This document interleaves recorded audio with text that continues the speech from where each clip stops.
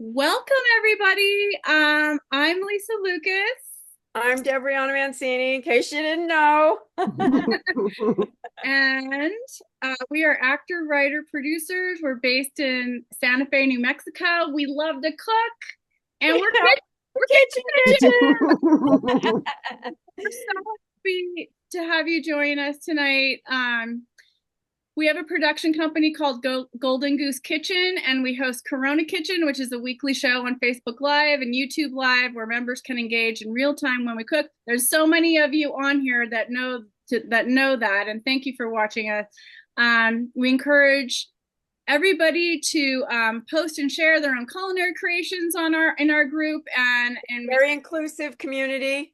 yeah, we created a micro food community, and we are fierce feminists. We're all about the wonder and deliciousness of food and nice people who want to uplift and, feel the Kamala joy. We support progressive politics. We have never shied away from it in all of our endeavors, including our cookbook, which I might add is very readable, even if you don't cook. yes. And even the book includes, just so you know, just to get this out of the way, our cookbook includes essays. Many of them are political leaning. Debriana and I are sisters from another mother. We believe in science. We believe climate change is real AF. We are beyond We're very excited about what's happening in the country right now as we elect our first female president of the United States. I mean, come on, right? It's just, and the first male gentleman, oh my God, is a non-toxic white male. Thank you very much. Thank you so much for that, Tim Walsh. We believe in good food, and all of our stories are like a warm hug, and we all need to feel that now more than ever. And our hashtag is, food is love. We're all about that. Why did we do this fundraiser, Debriana? Because we want to see our first female president in our lifetime. And we think we have a platform, as little as it is. We know a lot of fabulous people, many of them who are speaking tonight, and we're thrilled to call friends, and we want to make this happen. So we're doing what Michelle Obama told us to do. Do something. Yes. And we're also just really appreciative of all of you. Catch. I'm sure there's a lot of you like us that have been protesting. Thank you. All right, I got it. Being active your I whole think that's life. a great idea to put that. So anyway, we just put the book in the chat. Now we're gonna move forward with some of the rules and stuff. If you guys brought cocktails or mocktails, I made a cocktail tonight. This is called Welcome to Camelot. In it is amazing. It is homemade grenadine that Debriana and I made on the show a few months ago. I put black cherries in it. It has lemon. It has lemon thyme. It has Holly's homegrown orange chili sugar on the rim. If you guys don't know about this, we did a collab with Holly, Golden Goose Kitchen. She has her products on hollyshomegrown.com. This is such an up level to this drink. Oh, and of course gin. And but and orange black cherry soda is the final ingredient. But it's just fab, and we did this drink for a fundraiser for Teresa Leger Fernandez, our congresswoman from New Mexico, at her fundraiser. She'll be on later. A few weeks ago. And Debriana, what drink do you I have a drink called the Blue Wave Cocktail, which is in our book on I believe it's page 290. Page 290 right here, people. So bourbon, hard cider, blueberries that have a magic ingredient that keep the blueberries blue, a fresh sage, and it's delicious. I mean, and you can make all of our cocktails, mocktails, and we tell you how to do that in the book or on the show too. Okay, so next up, we're gonna be putting people's socials in as they talk so that you can follow them. And we're going to ask the people, follow everybody, check them out, because these are really interesting people. We are going to be recording this. Everybody who's not a speaker if you're not a speaker, please mute right now. And if you are a speaker, keep it on, or you can mute it until you go. Anyway, the mute button is at the bottom. In case you don't know, bottom left hand. If you hold your cursor over, you'll see a little button that says mute along the bottom of your Zoom page. Yes, and I'm also going to frequently put the donation link after people talk, because I know people are really in the chat and we want you to chat and enjoy each other and share information. The other thing is we would love it if people could give a minimum donation of $25 tonight. And if you can do that, that's fantastic, or more. And if you can't, no big deal, as long as you donate something to follow Michelle Obama and others to do something. Also, we're going to, if somebody wants to do a match, if you want to do a match, and put it in the chat. We're up for it. We're up for it. Go for it. Yeah. Anyways, oh my gosh. So, all right, everybody. So make sure you mute. Let's see. What else, Debriana? I think that's it. You might have to mute people, Lisa. Yeah, okay. Don't forget to mute everybody. We also just wanted to mention that Sandra Bishop from Emerge was on the list tonight, but unfortunately she got COVID at the convention. Oh. So she won't be with us tonight. But we have a long list of wonderful speakers, and we're going to start right now because we're at 6:10. Here we go. Here we go. I just want to say hi to everyone. Kiss. Love seeing everyone. And now I'm going to mute. All right. Hey, How you do? Oh, one listen, person. I've been a bitch. I've been a kitchen bitch probably longer than anyone here. So. Hey, Sue in Rockville. Sue Collins. So, everybody, also to the top right-hand corner, you'll see a view with a grid. It'll say view with a grid. If you put it on speaker, you'll be able to watch just the speakers while they join us. So we're going to be introducing the first people. Oh yeah, one last thing. We hope that you get a lot out of tonight. Stay alert, get active, get engaged, because you have to do something. We have 71 days left until the election. Check your registration, check your family and your friends' registration. Make sure everybody's ready to go. Okay. So all right. The first person I'm going to introduce tonight is Kimberley Johnson. Okay. Quick bio. Kimberley Johnson is the author of Peyton's Choice and The Virgin Diaries. She hosts the Start Me Up podcast and co-hosts the After Party podcast every Friday with Bob Cesca, who is also in the book, cookbook. Anyway, we're going to put Kimberly's socials in the chat, but here, way to go, Kimberly. Welcome, thank you. Kimberly. Thank you, Debriana and Lisa, for doing this. This is awesome, and it feels good to do something because, and just let me say, I've got the blue drink here. Anyway, I got my blue mocktail. First of all, I just want to say to everybody out there, oh my God, isn't this so exciting? I've talked about this on my podcast before, but how everything, like we had a quantum jump on, I think it was July 21st, because initially we were all kind of scared, and Joe Biden drops out. We don't know what's going to happen. And then it was amazing to just watch Democrats and Democratic voters and even Republicans kind of like fall in line and march in lockstep for the first time. We're used to the Republicans always falling in line and always, uniting and marching lockstep, but we're Democrats are doing it now. And it's just amazing. And so we're coming off of this amazing DNC.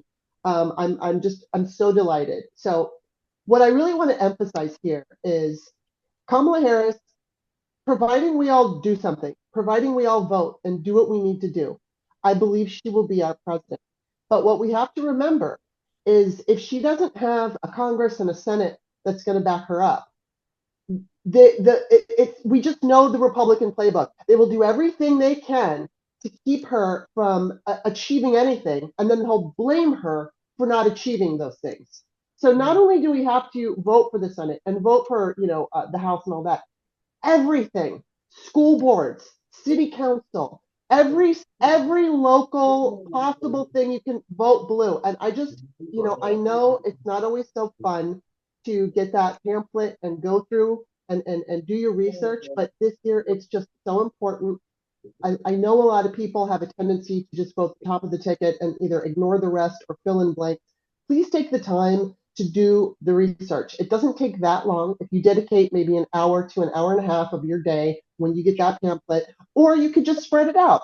Take a few things one day, take a few things the next, so that you can go in there with an informed vote and that you can give Kamala Harris, because she's going to need everything from all of us.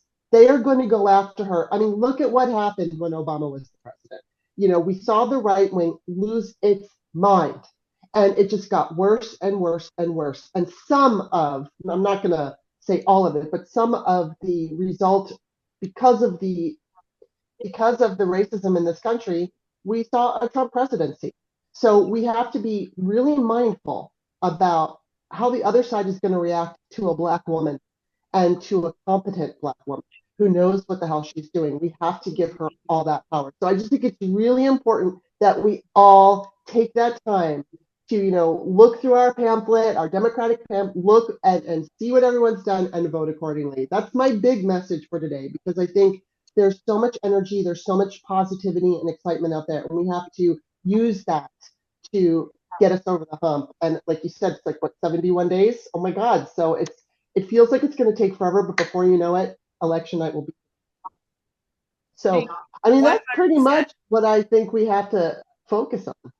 Yeah, that's exactly right. We also have to make sure that we check our voter registration at vote.org and make sure that constantly check your voter registration and make sure everybody does the same thing.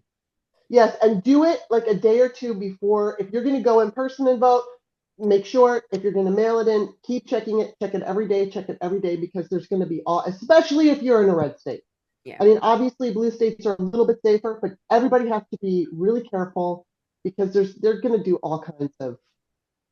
It is so important. You might think that you have done it. Like we kept saying to my 18-year-old son, oh yeah, when I got my driver's license, I registered to vote. We just checked and he wasn't registered. So it was like, people make mistakes and forget and stuff. So, and then there's the whole issue with signatures, which I've had to deal with before, where I have a scribble signature and then I have a signature where I spell my name out. And I guess I messed it up one year. And I must have done my scribble signature. I don't know. I don't even know what I did, but I had to go back, and actually show. Thankfully, I voted early, so they called me, and I had to go into the register or whatever and fix everything. But make sure that your signature is the same as whenever you register to vote, because they will get you on that. Mm-hmm. That's it. And what we need, one of the things we need, unfortunately, since Citizens United, is money. So please don't forget to click the donation link. Please donate what you can. 25 or more would be great, but like every $5 helps. Look, $5 helps. We know this. They need money to conquer the other side. Yes. All right. Well, Kimberly, thank you so much. You are the best. Well, thank you. Please follow her on the socials. She's incredible and been such a supporter of us. We really appreciate you. Yeah, all the donation links are there. Please follow it and share widely. Yeah. Thank you, Brianna. Who's next? Who's next? Say hi to Bob. Yeah, say hi to Bob first. Bob Cesca, follow, listen to him too. He's awesome. Okay, so next up on our incredible roster of amazing people is my friend, Jen Senko. I am beyond grateful. This is one of the things social media is good for. I'm thrilled to have met her and known her over the years. And if you don't know, Jen is an award-winning documentary filmmaker and author, and she's what she calls a truth and media activist, which we know we need now If you have not seen her film, please do yourselves a favor and watch it as soon as we get off this call. It's called The Brainwashing of My Dad. Her documentary focuses on socio-political themes with the intent of inspiring discussion, which we need now, and fomenting change.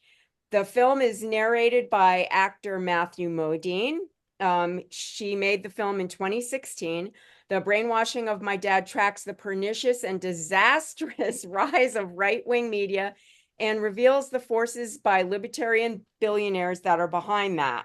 The film is told through the lens of Jen's dad, who, like millions of other Americans, and we all have them in our family, I know I do, his politics and in his personality were radically transformed after he discovered hate radio, Rush Limbaugh, and Fox News.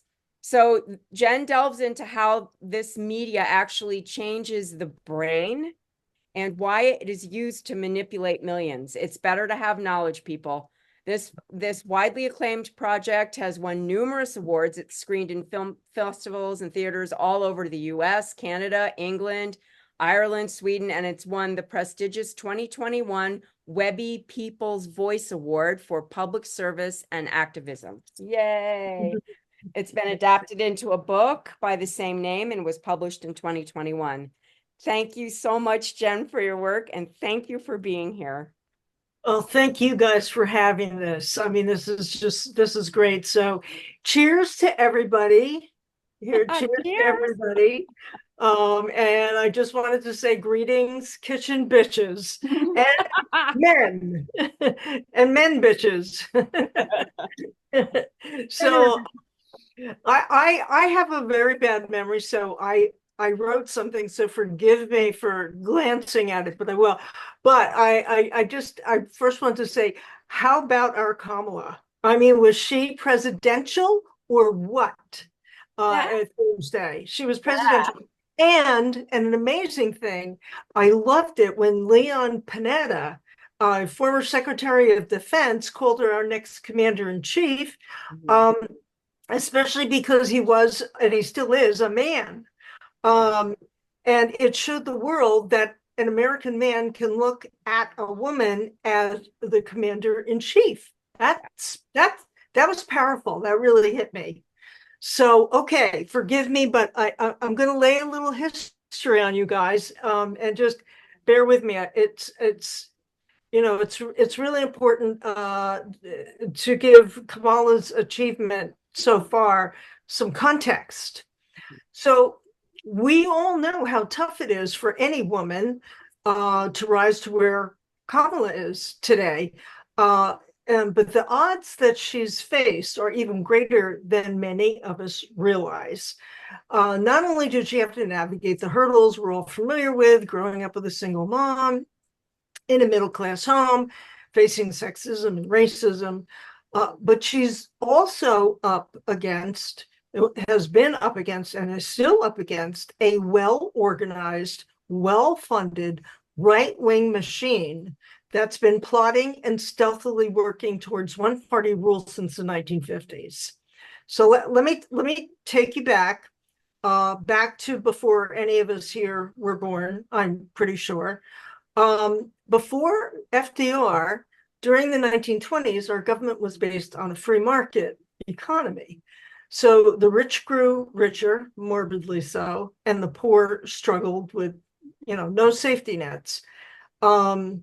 And just months after Herbert Hoover, another Republican, there was I think 4 Republicans in a row at that time. After he was elected, the stock market crashed. So as we know, there were bank runs and collapses, and millions suffered until Franklin Roosevelt created the New Deal. And my mom, who, by the way, she's a star of my movie, because she helped change my dad. You got to see her. She's got fans. She's on Facebook, y'all. My mom, who was born in 1920, remembers her parents feeding families who knocked at their back door when she was growing up. She was in the midst of the Great Depression. She remembers also how she and her girlfriends hated Hoover and called the shanty shacks that people had to build to live in Central Park Hoovervilles. And they made up songs about Hoover. But anyway, the New Deal started America on a path towards equality and the growth of the middle class. And the oligarchs who had ruled the economic roost before FDR despised what he did. Okay. And they stewed. Then, after Brown versus Board of Education ruling in 1954, James M. Buchanan, an economist from the South, decided that was a step too far. He didn't want to pay more taxes to include supporting integration, which would also have the effect of creating more equality, God forbid. And guess who joined him?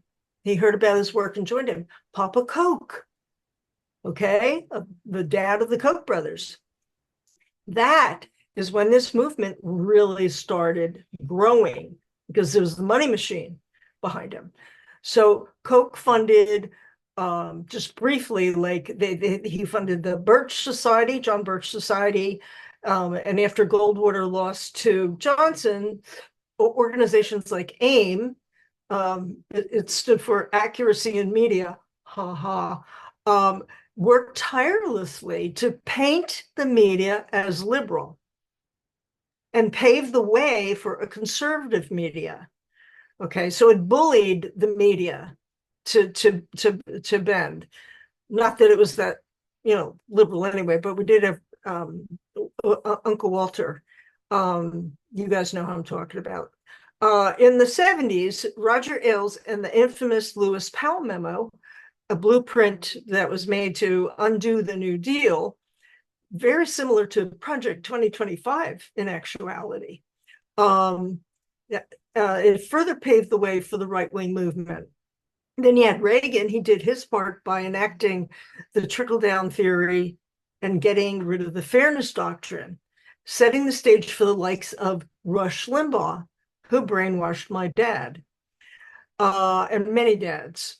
All the while, the right-wing think tanks, developed at the behest of the Powell memo, worked tirelessly to turn back time and convince the country that the free market economy was great for everyone and that social programs just helped the takers out. Okay, so while we slept, assuming democracy would take care of itself, this country was changing in a very dangerous way. The Overton window was being pushed even further to the right. And we saw Democrats after Reagan capitulate to the right.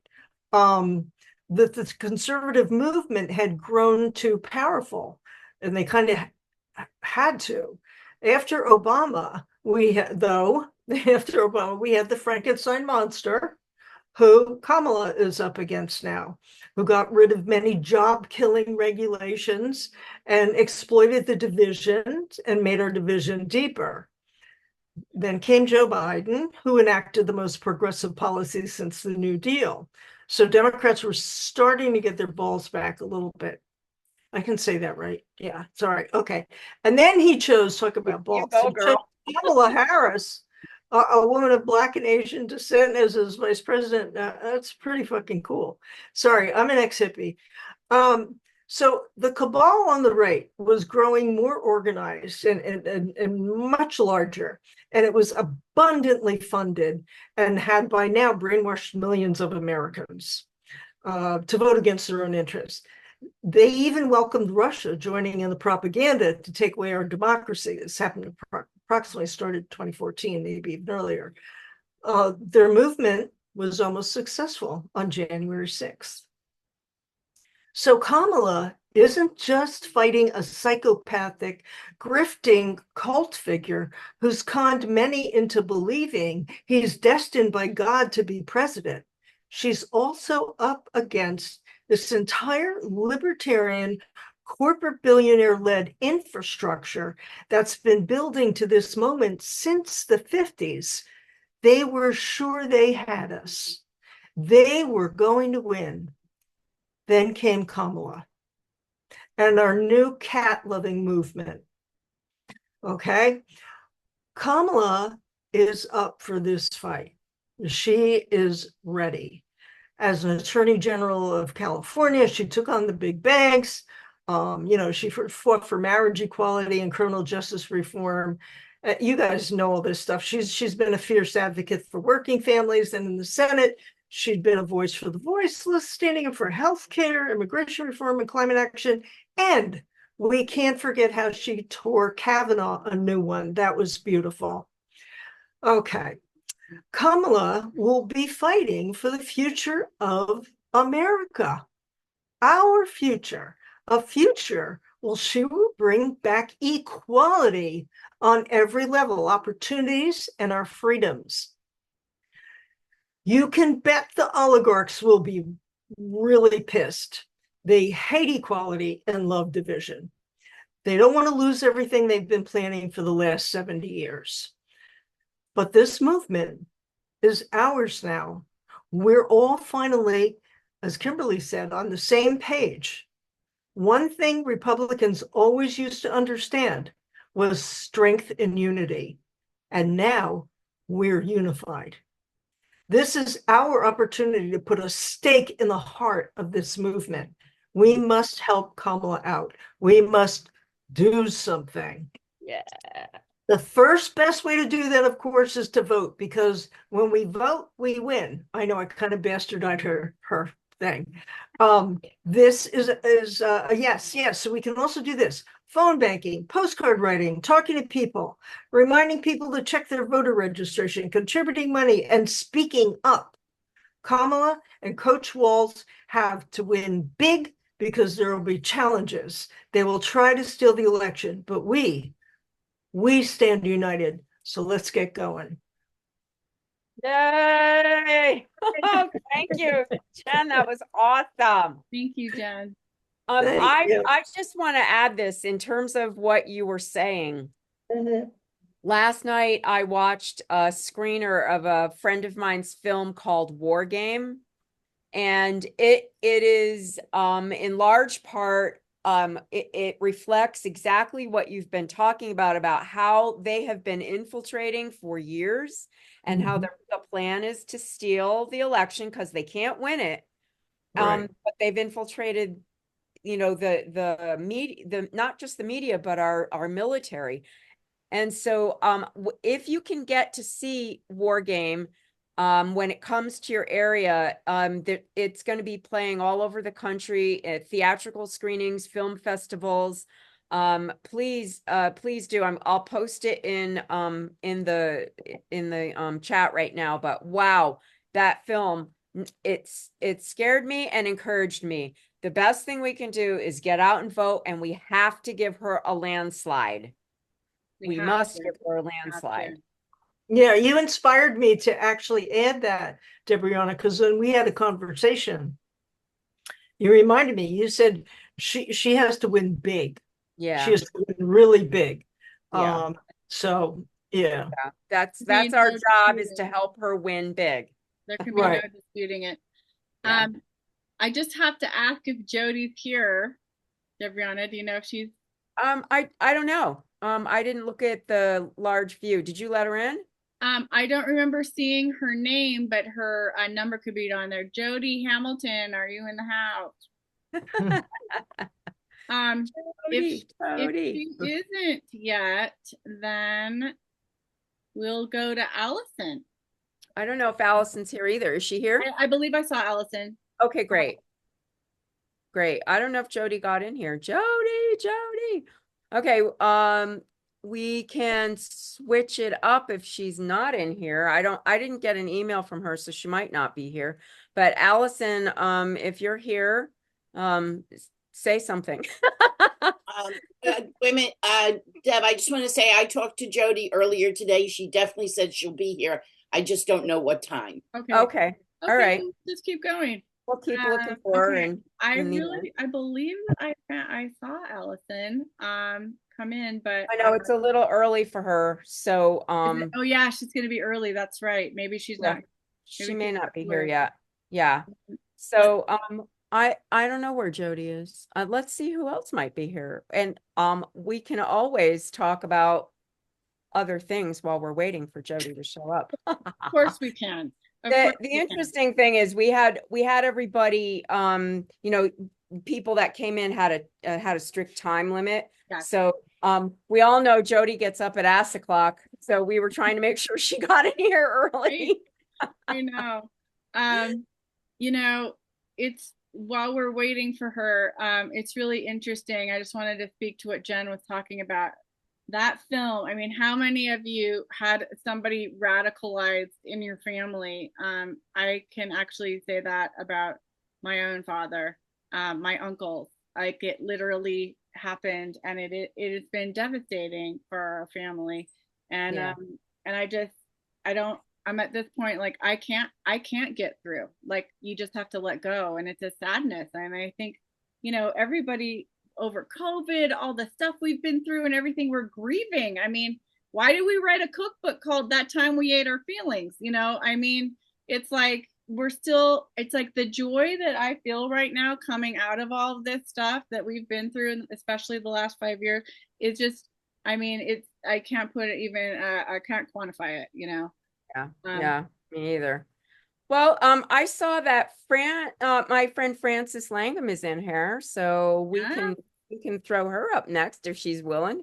All right, are you there, Frances? Here, can you hear me? Fantastic. Yeah.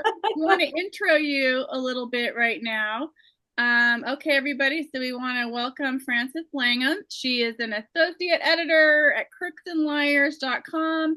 She's a co-host with her husband, Driftglass, of the Professional Left podcast, which we suspect is the oldest continuous political podcast of its size in America, having started in 2010. She's been active in Democratic politics for over 40 years. She has 3 grown children, 3 cats, 3 additional podcasts, which run the gamut from political history to science fiction to knitting. And Frances, I'm thrilled that you're here.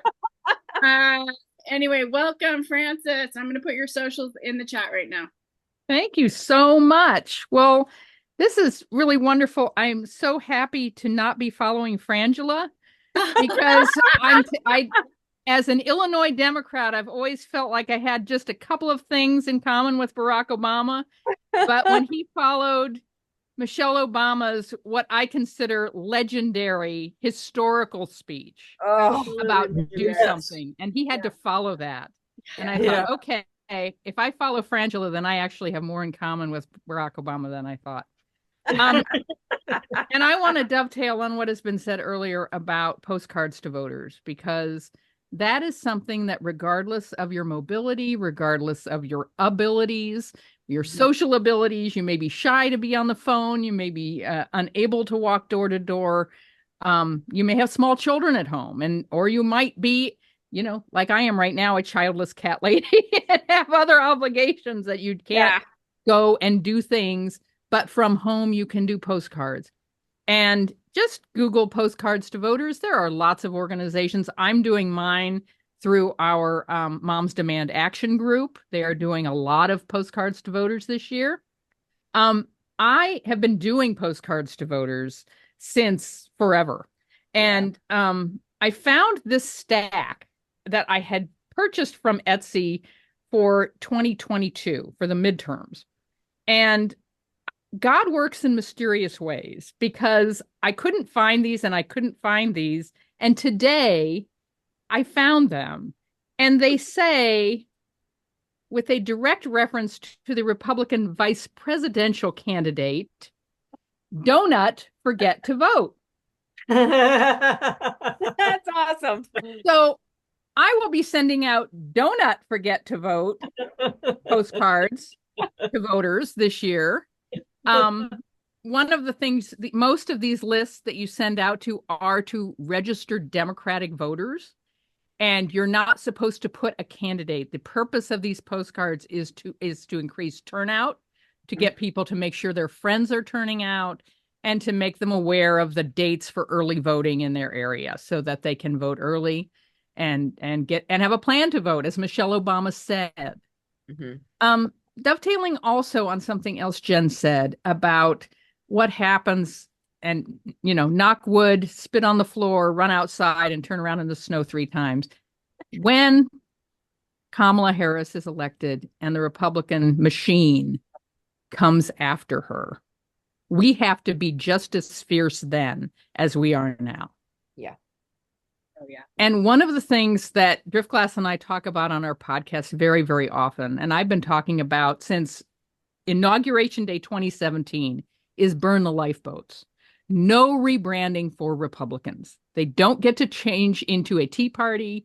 They don't, and whatever they try to form themselves into to forget all about Trump is going to be extremely well funded. And it's going to have the entire backing of Fox News and the entire backing of Hate Radio.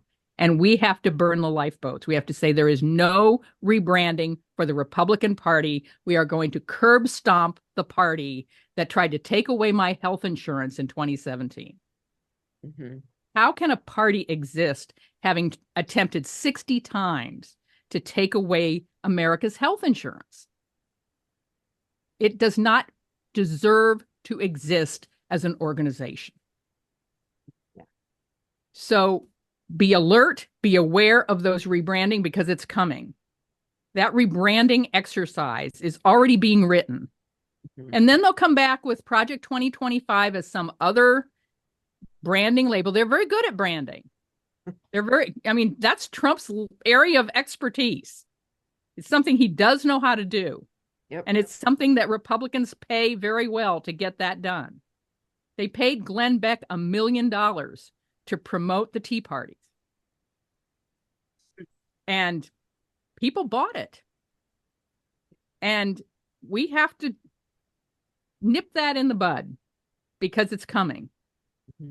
It's definitely coming. They have a big plan in Georgia, which I'm sure David Ferguson, I think he's in the House, he can speak to that. But the interesting thing I saw tonight was Trump went after Brian Kemp and went after his wife. Mm-hmm. And now Brian Kemp is questioning whether some of those Republican electors have a conflict of interest and if he can do anything about it. So, Trump always kills whatever Trump touches. So, it's coming, but that doesn't mean that we can sit back and rest on our laurels for 1 second. We have 15 months. If we get if God allows us to get a Democratic Senate and a Democratic House and a Democratic White House, we have 15 months or less. Mm-hmm. And then it's election season again. Yep. To fix and midterms aren't always good to the party in power. Yeah. The other thing is when you're talking to Republicans, and if you really get them back, and I'm not talking about Republicans who've decided to endorse Kamala. That is a growing group, as we've discovered today. Mm-hmm. But those that are deep in MAGA, if you get them cornered and talk about clean air and health insurance and so forth, oftentimes you'll get the defense, which is always their last resort, which is both sides are equally bad. Mm-hmm. We have a hashtag at our podcast called Both Sides Don't. Hashtag Both Sides Don't. And both sides, here's just a short list of 10 or 12 that I want to share with you, and then I'll be done. Both sides don't pass voter suppression laws. Both sides don't refer to human beings as illegals. Mm-hmm. Both sides don't think women's bodily autonomy should be left up to the states. Both sides don't promote a massive and imaginary convoy of migrants that magically disappears and reappears depending on the election cycle. Both sides don't have a vice presidential candidate who, for some unknown reason, is unable to order donuts. Both sides didn't withdraw from the Paris Climate Accords. Both sides don't vote over 60 times to take away pre-existing condition health insurance coverage from American citizens. Both sides don't let the words "very fine people" come out of their mouths when talking about a Jews will not replace us rally. Yeah. And as my husband Driftglass reminds us, you cannot be on both sides of the Edmund Pettus Bridge in Selma, Alabama. Mm-hmm. You are either with the Freedom March or you are with the racists. Same as it ever was. Yeah. Now you're going to make me cry because that's a true statement. both sides don't ever say both sides are equally bad, because only one party improves with that comparison. Yeah. Yep. And I thank you so much for having me. This is so Thank fun. you. I have Thank you, Frances. pear liqueur. I'm drinking pear liqueur on the rocks. And Nice. I don't know if you can see this on the camera, but I have a kitty with a wine glass on There you go. my glass there. Awesome. Nice. So Frances. Frances, it's Sue. And before I go and before you go, and I thank you so much for being here tonight. Frances and I met social media through a mutual friend, a brilliant writer at Crooks and Liars named Cesca. I'm gonna cry. I can't not. Stokely Spruill. And she and I had the filthiest conversations as we wrote. We would be driving, and the curse words that came out of both sides of our mouths. And Louise. she died very unexpectedly at the age of very 49. unexpectedly. Yeah. Yep. And in fact, her friend called me at 7 a.m. and said, Jessica died. And I said, why would you do this to me? Why would you call me and lie first thing on a Sunday morning? And then we just both wept. Yeah. And I just want to tell you, I never got a chance to tell you, but that afternoon, and I am a cynic, as everyone who knows me will tell you, I am an atheist. I've been that way longer. But I just want to tell you, that afternoon, never to be seen again, without a note, I got a tweet that was just a pink pussy hat with nothing else on it. And I said, Jessica, when I get weak, I will remember this. Yep. And so what I do is not just for my kids and my grandkids and for all the young women and all the American citizens and all the Jewish Americans and families of Holocaust survivors. I do it for Jessie. Yep. And I just want to thank you, because you and Driftglass put us all together. So thank you, honey. There was not a more generous liberal on the planet than Jessie. There really wasn't. Yeah, well, thank you so much for everything you do. And we've posted several times the link to your podcast, the Professional Left podcast. Please, as we get off our addiction to mainstream media, there are so many valid places to get the news and to get stories about what's important and what we should focus on. And definitely Blue Gal and Driftglass are a place to go. Thank you so much. Thank you. I think Jody's in the house, Lisa. Can you guys hear me? Jody, I can hear you. Hi. We're going to intro you right now really quick. Oh my God, Jody Hamilton's here. Okay, so for those of you who want a little background on her, Jody Hamilton was born in Santa Monica, California to two entertainment upstarts, Jill Hamilton and Carol Burnett. She was educated at CBS Television City Studio 33, and during that time she was potty trained and learned to walk and talk. Between tapings of her mom's show, she began performing magic tricks and illusions with her two immediate sisters, Carrie and Erin, who were billed as the Three Mysteries. You had the funniest bio of me. I mean, that's a ridiculous bio. I love this bio. One day, she and her sisters made her pet parakeet disappear, never to return. And from then on, she never did magic again, ever. After she graduated from college, she started 3 companies and began producing film and TV projects. She met young Rick Beatty while working with the comedy troupe, the Pork Chop Playhouse. They became fast friends. And luckily, when Sean Legs Barton decided to leave the Ham and Leg show to move on to bigger and better things, Rick stepped into his seat and the From the Bunker podcast was born. Jody is very pleased that he was willing to take the helm. Otherwise, she'd just be talking to herself, and that is never good. Never. Jody has garnered several Telly and Aurora Awards for her efforts and 1 Emmy nomination so far. She hopes a Golden Mike Award is not too far up on the horizon. She is currently showrunner for the Stephanie Miller Show and one of the Goth Ninjas Thursdays on the Bob Cesca Show. We welcome Jody. I'm going to put her socials in there in the chat. Hi, everybody. Hi. Thanks for being here. Oh, I'm so tired, by the way. I know we're up past your bedtime. Oh, way up past my bedtime. I actually took a nap during this. I just wanted to raise money for the lady, and my boobs look really big in this. It's like see what she does for us everywhere. You guys are the best, and I love Hi, Karen. Hi. I'm so happy that we're raising money for the vice president and future president and our future vice president coach. I Yeah. love him so much. You Love know, he's Love the him. best, and so is she. And I just cannot wait to have them be the people working for us, you know? And by the way, my doctor, that's my doctor, she knows Vice President Harris and the first gentleman, the second, he'll be the first gentleman, Yeah. the second gentleman, and I'm drinking tonic and lemon juice, by the way. Thank you. Blue wave. Blue wave. But my doctor knows them and she loves them so much that at one point I said to her, I said, can you talk to the vice president about something? And my daughter's like, it's a little hard now. So I cannot wait for her to be our president.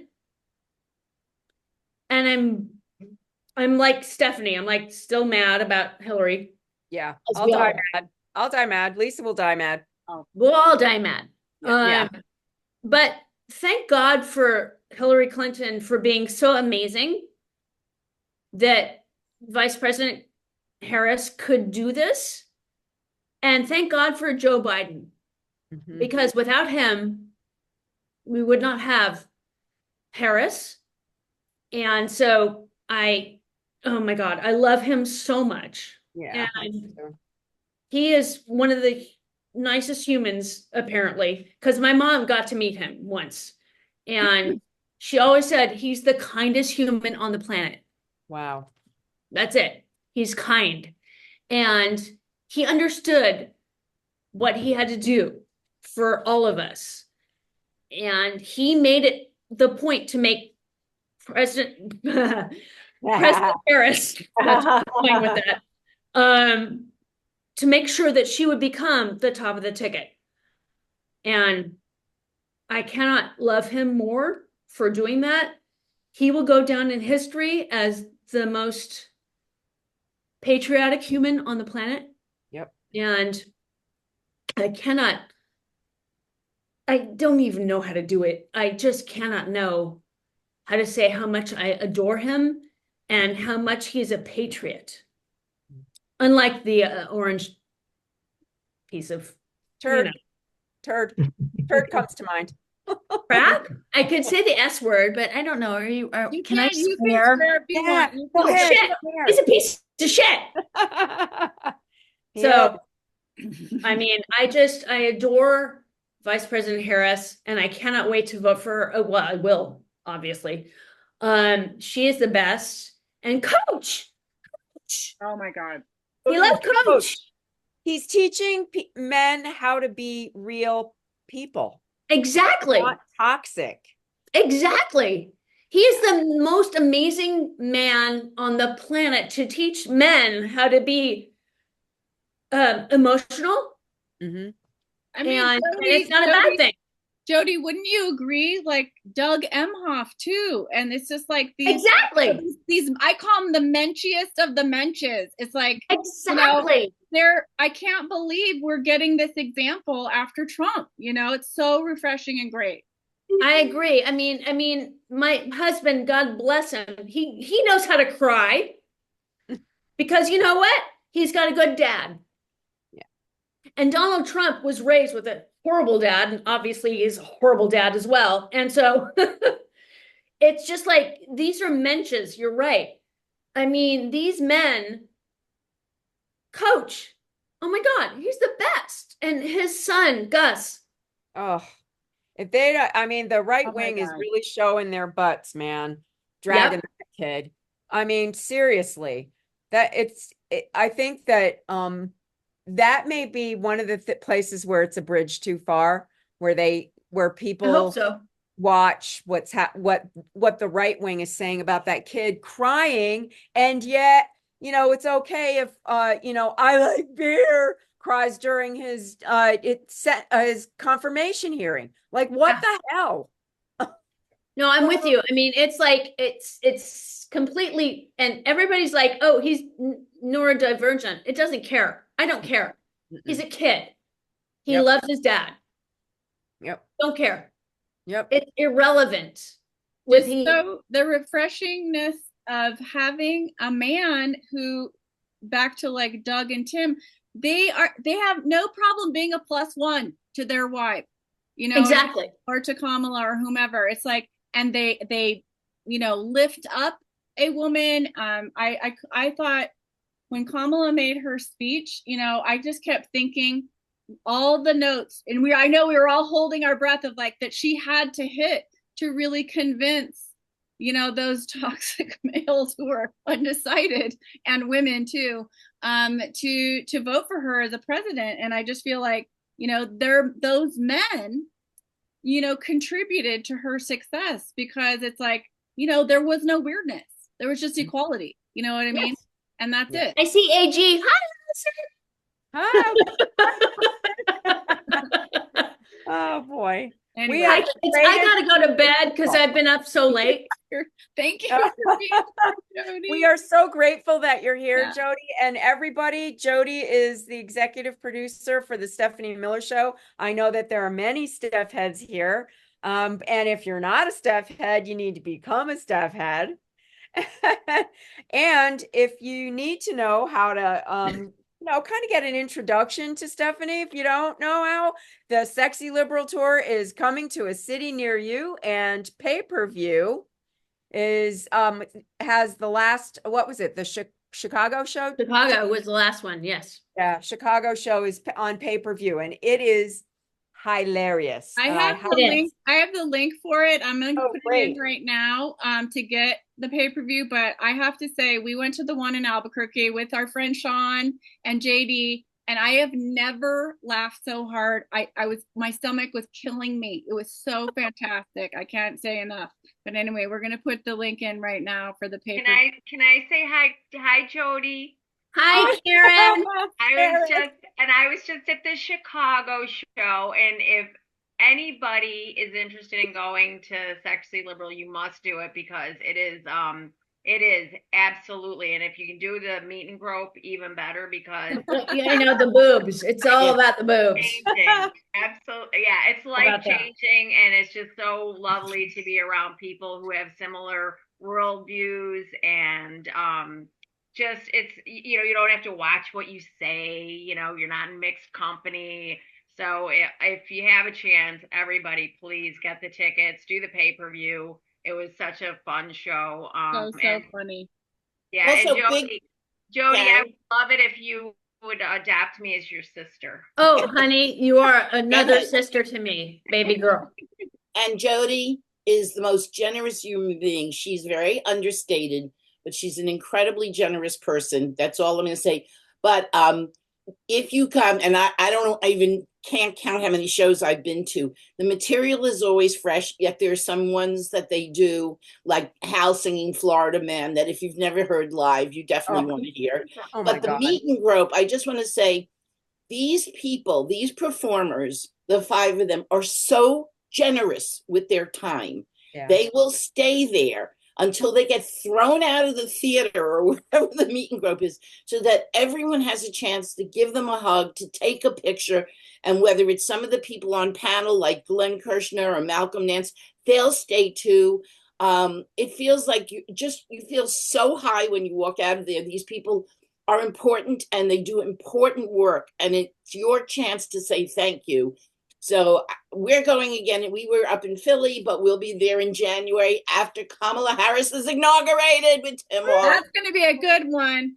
Yeah. Bye, guys. I gotta go. Thank you, I gotta go to sleep. Love you guys. I need to listen tomorrow. Love you. Okay, everybody. So Debriana's going to introduce our next amazing guest. She's a super fangirl, as am I.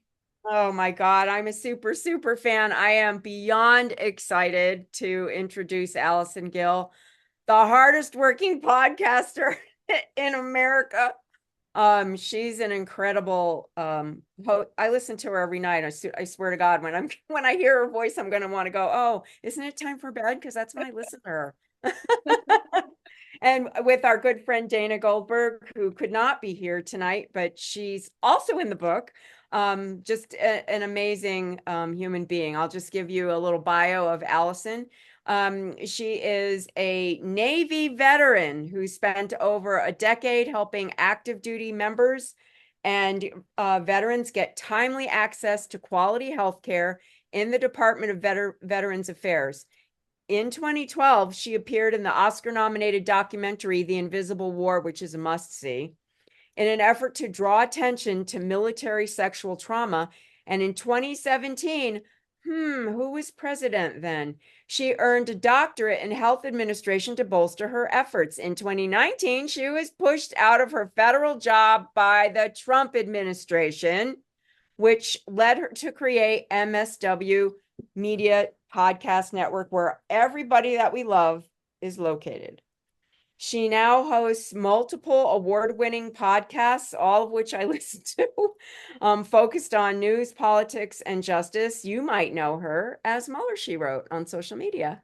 And I'm putting all Allison. in. Woo, Hi, everybody. Oh my God, I am just so fangirling out right now. Thank you so much. And it's so funny that you say you'd always fall asleep to me. Way back in the kitchen table days, when we started the Mueller, She Wrote podcast, everybody who wrote in said, "You're keeping me sane. Thank you for letting me hear the news without wanting to open a vein. Thank you for, bringing this to me. Even though you're delivering the most horrific news in the universe, I am still able to fall asleep." And so my podcast was dubbed the Shit Show Lullaby. And so thank you so much for having me. I really, really appreciate it. And I want to pile on to what Jody Hamilton was saying and everybody else here that was talking about the Sexy Liberal Tour. And the reason I wanted to, not only say that their shows are incredible and their live shows are amazing and the meet and gropes are fantastic, but I wanted to bring that up because I just learned at the end of the DNC, when I spoke to Stephanie Miller on her show and John Fugelsang on his show, that I will be joining the Sexy Liberal Tour on stage in Phoenix on September 28th. So I'm very excited about that opportunity to meet all the Steph heads again. I mean, it's the Venn diagram. Road trip. I was just gonna say the same thing. The Venn diagram is a circle, right? Pretty much between Steph heads and the Leguminati, which is the what we call the people who listen to the Daily. That's right, the Beaners. So I just wanted to share a couple of things that I'm noticing ever since Joe Biden did the most patriotic thing I've ever seen any American do and pass the torch to Vice President Kamala Harris. And by the way, I'm so glad we forestalled these a-holes who wanted to have some sort of an open primary. So what's that? President Joe Biden fixed that. Checkmate. We all got in line behind Kamala Harris because she was the only choice, in my personal opinion, to have the torch passed to her.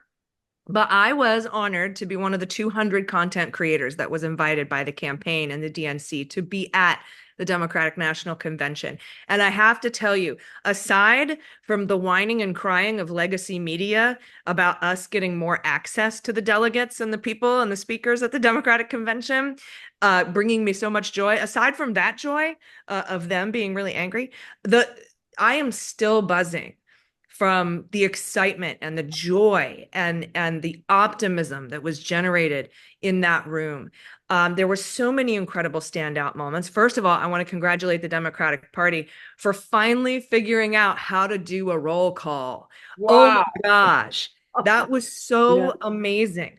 And from now on, it's going to be a contest. And all the states are going to do their best to show their state pride. Georgia clearly won last week. There were no cease and desist, Allison. No cease and desist from the musicians. No, and that's a huge flex, right? Because every single musician whose music Donald Trump and the Trump campaign uses ends up suing. Isaac Hayes, Celine Dion, Tom Petty, Foo Fighters now. Every single musician is like, no, cease and desist.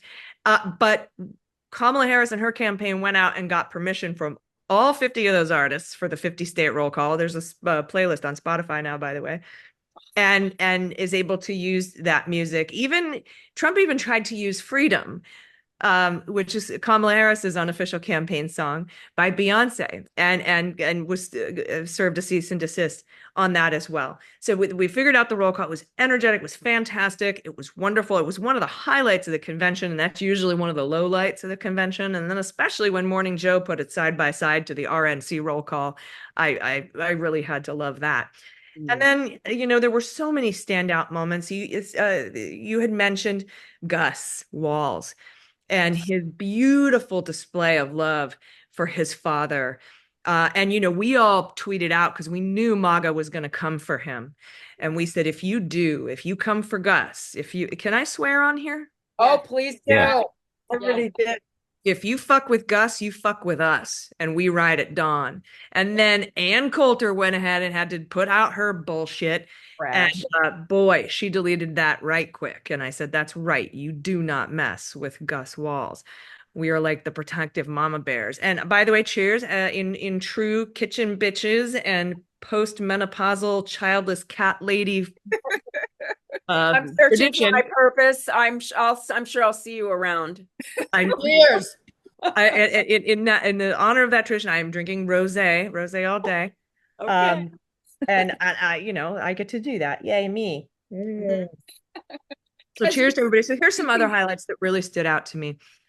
Besides the energy just being absolutely incredible and all of the wonderful media engagement that we got from that convention.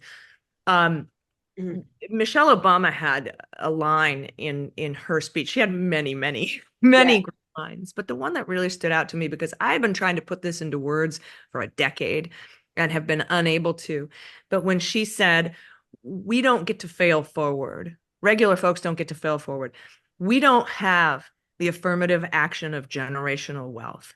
And that blew me away. mind-blowing because it does like 10 things at once, right?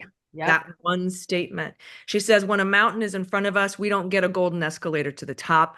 We have to put our heads down and get to work. And that's when she started her chance of do something. And I thought that was really brilliantly done.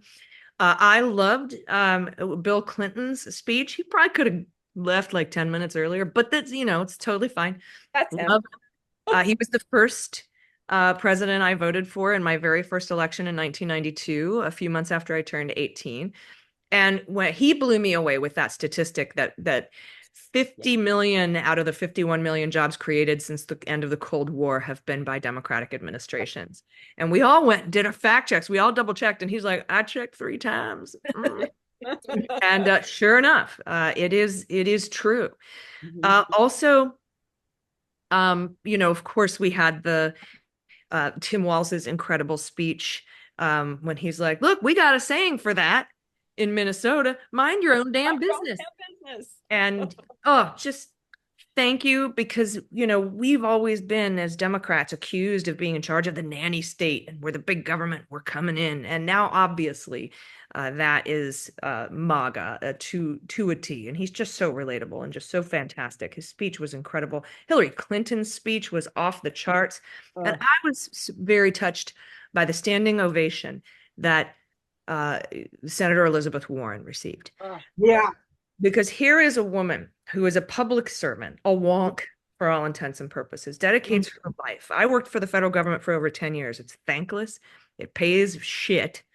And everybody only tells you when you've done something wrong. Nobody ever praises you, tells you do something, you've done something right. And her emotional response to finally getting her just desserts, her flowers, was just so beautiful and touching to me. And I really felt that on a visceral level. And then, of course, Kamala Harris's speech, one of the best convention speeches I've ever seen, full of policy, full of hope. I've seen old Reagan Republicans saying, I feel like it's morning in America again. And we're doing all of our chants. When we fight, we win. When we vote, we win. And now that we have twice the size legal team that they had in 2020, and Mark Elias is part of that, have brilliant people protecting our access to the ballot. And I sleep better knowing that the best people in the country, the smartest people in the country, are doing everything they can to hand us that ballot and to ensure that we have the right to vote. And so she couldn't be, you can't touch her on policy. She laid out a bunch of policies that night. You can't touch her on hope. You can't touch her on optimism. And it was truly one of the most incredible events of my lifetime. And I have to thank the listeners of MSW Media Podcasts and our patrons, because it's because of our listeners that content creators were invited, that I was able to go, because you'll see MAGA saying we're paid shills and we get paid per tweet and we get paid per post and paid per video. I am here to tell you, none of us got paid to be there. We don't get paid jack shit for doing anything. You mean George Soros didn't pay you? I'm still waiting for my Soros check.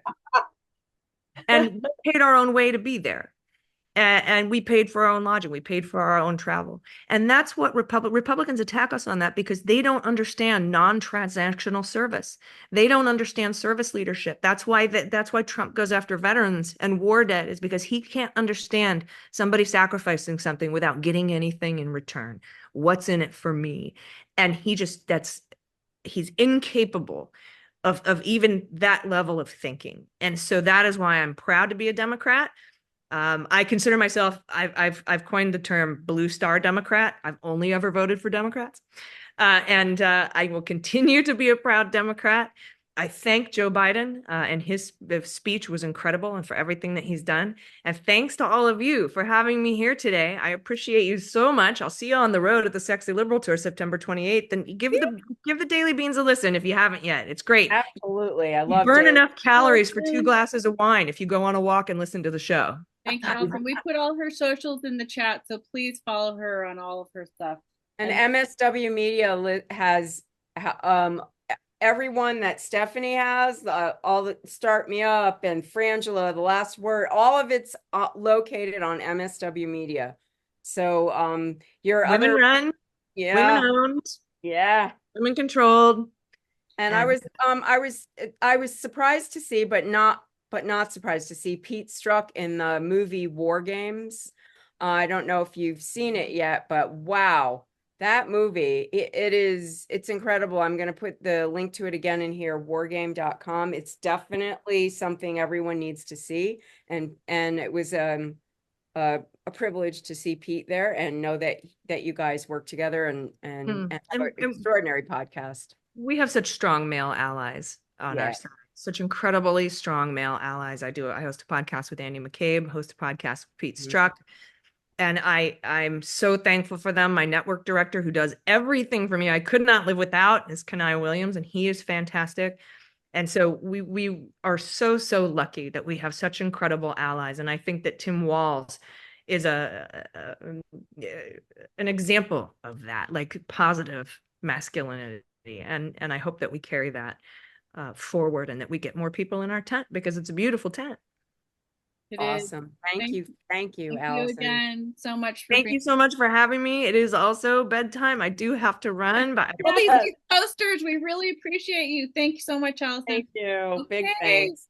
So now, we are so pleased to have the one and only Congresswoman from New Mexico's 3rd Congressional District, Teresa Leger Fernandez, here. Hello, everybody. Okay, I'm going to intro you a little. I have my mug. Okay, I know. I'll wait. We love her. I have a video of her and Debrianna singing "I'm So Excited" right after Kamala was announced, and it's so great. Anyway, you can see it later, but I'm going to do a little intro of her, if that's okay. So Teresa is the daughter of rural New Mexico. She grew up in Las Vegas, New Mexico, not New Mexico, and raised her children in Chupadero. She knows small places can do big things because she's seen it firsthand. She went from Head Start to Stanford Law, and now in Congress, she is delivering for New Mexico communities like ours by holding the federal government accountable for starting the largest wildfire in our history, protecting our veterans, and securing funds to keep clean drinking water flowing throughout New Mexico. In her first term in Congress, Teresa secured federal investments to provide more New Mexico families, farmers, and ranchers with clean water across her district from Gallup to Clovis. She is bringing infrastructure investments to New Mexico that will support more good-paying jobs From rebuilding our airports, roads, and bridges to plugging abandoned wells to expanding rural internet access, and she is fighting to pass her Hermit's Peak Fire Assistance Act to get full federal compensation for the communities impacted by wildfires. As a cancer survivor, Teresa understands how costly getting sick can be and how hard it can be to access care in rural communities. That's why she voted to bring down health insurance premiums and lower insulin costs for millions of Americans, to lower prescription drug prices and bring costs down for New Mexico seniors, and why she fought against and helped defeat the VA's recommendation to close rural veterans health centers across our district. She serves on the House Committees on Natural Resources, Education and Labor, House Rules Committee, and is the ranking member on the Subcommittee for Indigenous Peoples of the United States. Teresa serves in the leadership of the Democratic Women's Caucus, and we are so happy to have her. Yay! Thank you so much for joining us. Well, I had a great time with Lisa and Debriana a couple of weeks ago. And so I am just so happy to be here. As a daughter of rural New Mexico, right? We love our tequila. And so I was right? I did it. So I am drinking Democracia. And we invented, my son, I'm giving the shout out, my son, Dario Fernandez Leger, invented this after I won a voting rights case in front of our Supreme Court.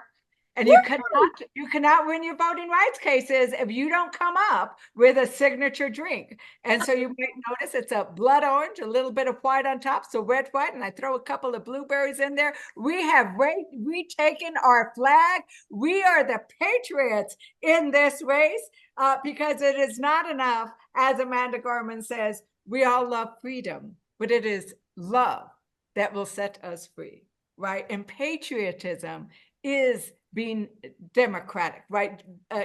Democracy is patriotism, and we are the party of patriotism. And it was so wonderful to be at that convention. I loved the highlights of what it was.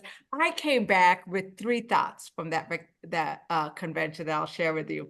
One is, isn't it wonderful? By the way, folks, if you're not from New Mexico, you don't know that I actually used love on my official political platform. Love. It was protect what you love. We have these beautiful hand-painted signs. We have a lot of joy in my campaigns. We just, because we're from New Mexico, we have to be joyous, even when we realize how difficult it is in New Mexico, one of the poorest states in the country.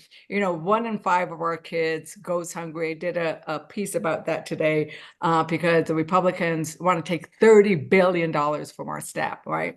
And that's not love. But what we saw at that convention was love front and center, unity front and center, and a sense that we are all together, right? That we have. Well, I'm going to do this. If you have a moment, I'm going to share a story about when I came back and was practicing law here. We were trying to make sure that this coal mine didn't destroy a sacred site. It was going to destroy the Zuni Salt Lake, where the Zuni Salt Mother lives, an incredibly sacred site, a sanctuary where warring people had to lay down their arms. It was a place of peace. And this coal mine was going to end up, because it dewaters, you lose a lot of water for coal. So I had to put on an expert. I put on a war chief. And when you put on an expert, you have to prove that he's an expert. So, first the court is like, she's putting on a war chief. And I was like, yes, let me prove where he's an expert. And I said, you're a war chief. What does a war chief do? I pray. I pray. You pray for your family. You pray for your community. Looked around the courtroom. That would not be a true prayer. A true prayer must include not just your own family, not just your own community, not just your own pueblo, tribe, state, or country. It must expand out in effort, writing in circles to include everybody. And not only that, but a true prayer must include all the criaturas de Dios. It must include the animals and the plants. And not only that, but it must include these places that are sacred and the water that runs on that. But not only that, a true prayer must include the corporation that we are worried about today, for what it might do and how it must harm our way of life. I pray for the corporation. And that is what a true prayer is. And the reason I tell this story is it reminds me of the moment we are in. A moment we are in is that pushing back on that darkness and division, and we have vision and we are light, and we recognize that whether or not everybody agrees with us, our votes are our prayers, right? Are sacred. Whether or not everybody agrees with us, we must always work to include all of them in our prayers, all of them in our work, all of them with our vote in our election. And that's what Kamala was saying. That's what Waltz was saying. That's what everybody was saying. And this is not just, I love Kamala. Well, Tim Waltz, you should see, I have pictures of Tim and I going, yes, right? Because we're agreeing on the importance of, we're gonna start turning those rural voters blue, right? I have a mission, but that's one. So that was the one big thing. This love and joy and unity. The other big thing was, oh my God, don't we have great policy? We have great policy. And I'm on here with I think I'm the only elected official on here. I'm on here with amazing creative people, right? By the way, check me out. I have a creative economy revitalization bill, creative economy investment act. 1 in 10 paychecks in New Mexico comes from the creative economy. I'm there with you all. And we know that creativity is key, but we also know that many creatives and artists and teachers and students can't get a home of their own, right? And that economy of opportunity that they're proposing is just, wow, I love it. And not only that, but in New Mexico, this small place that can do big things, I have a bill. I actually have the bill that provides down payment assistance called a Home of Your Own Act. Go look it up. Look me up, Fernandez.house.gov. Just look up that woman with that long name. There is not very many Fernandezes. We do not have enough Latinas in Congress. And it makes such a difference. We've been doing this in New Mexico already. I've funded a pilot program to do it. And we know that down payment assistance, people are paying more in rent than they would pay in their mortgage. And but you don't have $50,000. You don't have $60,000. So we need that, right? We need that in there. And in New Mexico, because we've been putting together different programs about it, we actually have one of the highest Latino home ownership rates in the country. So we have, as they say, we have the receipts, and we're going to be going around the country talking about this and other policies that make sense. And then the other wonderful thing that came back with was somebody was going on our greatest hits, right?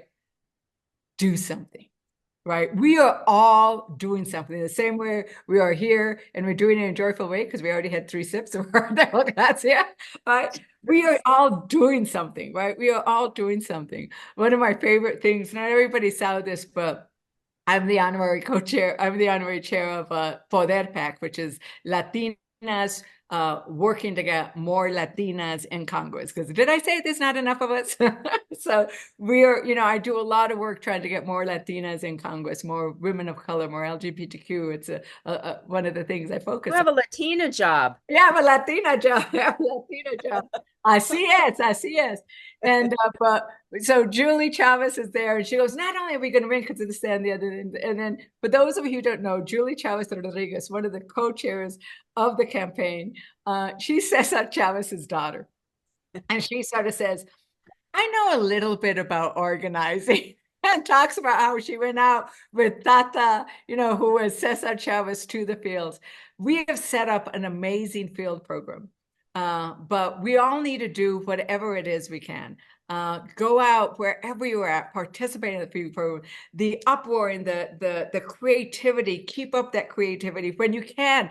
Send in those $5, those $15 if you could make it, because you got syndicated. I don't know, do more than that, right? Have us on, invite people like me and others to be on your shows to talk about this, because we can talk about what does it actually mean. Like when we talk about the economic, an economy of opportunity, I can tell you what it means. We have examples of what it means because we've been doing that. So include that, because that we need to make sure that people can see themselves in that big circle. We need to make sure everybody can see themselves in that big project that is America. and we are there to do it. So, as we said, I turn it when we work, we win. I turn it cuando trabajamos, ganamos. Okay, is everybody ready? It's ganamos. Cuando trabajamos, ganamos. So, thank you for having me, and salute to all of your creativity. Thank you so much. Oh my We God, love you are having you just here. You're awesome. You're magical. You're the You best. are magical. We are so blessed to have you representing for us in New Mexico and to be in the United States Congress representing the heart that we have that moves things forward for everybody. That's what you do. And we are so grateful to you, Teresa, for everything that you do for New Mexico and for America. Thank you. Thank you you so are much. extraordinary, and we're so happy to have you. Besos y abrazos back. Thank you. Thank you again. All right. Yay. Oh my God. I cannot believe Frangela are here. Angela's in the house. The funniest women I've ever experienced. I was crying with laughter on the Sexy Liberal tour when they were in Albuquerque, and they're still on tour right now. But Debriana is going to give a little bit of a bio before they come on. Because in case you don't know who Frangela is, what? We're going to tell you.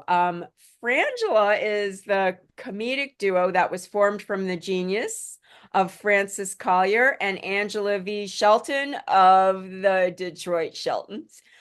Francis and Angela originally joined forces on the stage of Second City Theater in Chicago, where they actually met and still work with Hal Sparks, if y'all know who he is, and you should. Finding a kindred spirit and the kind of irrefutable chemistry that only the best of friends can create, which Lisa and I know a little something about. Since then, the duo has been a regular fixture on television and radio, popping up to offer their witty and scathing commentary about pop culture and political stories of the day.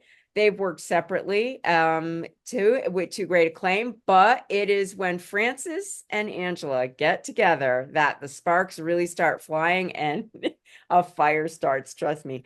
They have appeared on such television shows like I'm a Celebrity, Get Me Out of Here, VH1's Best Week Ever, The Today Show, Dateline, and CNN's Showbiz Tonight, among many others. They've appeared in the film He's Just Not That Into You, and the Hulu exclusive improv series Quick Draw. They're regular guests and frequent substitute hosts on the Stephanie Miller Show. Yeah. And they're touring right now with the Sexy Liberal tour across the country. Honestly, please get yourself a ticket to see the show that's on pay-per-view. They are touring the United States as a stand-up act. They recently were nominated Best Female Performers by the NACA because they got a black job. They recently hosted the hit TV show Me Time with Frangela and were semifinalists on NBC's Bring the Funny Comedy Competition series. They have 2 podcasts, they are on the MSW Media. The Final Word on all things political and pop culture, and Idiot of the Week. What could they possibly be talking about there? So funny. So funny. It's your weekly fix of wacky and zany craziness as only Frangela can provide. You send in the stories of real life idiots, and then Frangela mocks them for your edification. It is their sacred duty. It is. And their chili recipe, by the way, is in that cookbook called That Time We Ate Our Feelings. So we will be posting their socials and a ticket link for the Sexy Liberal tour where you can get it on pay-per-view. And without any further ado, I want to introduce my friends, Francis Collier and Angela V. Shelton. Woo!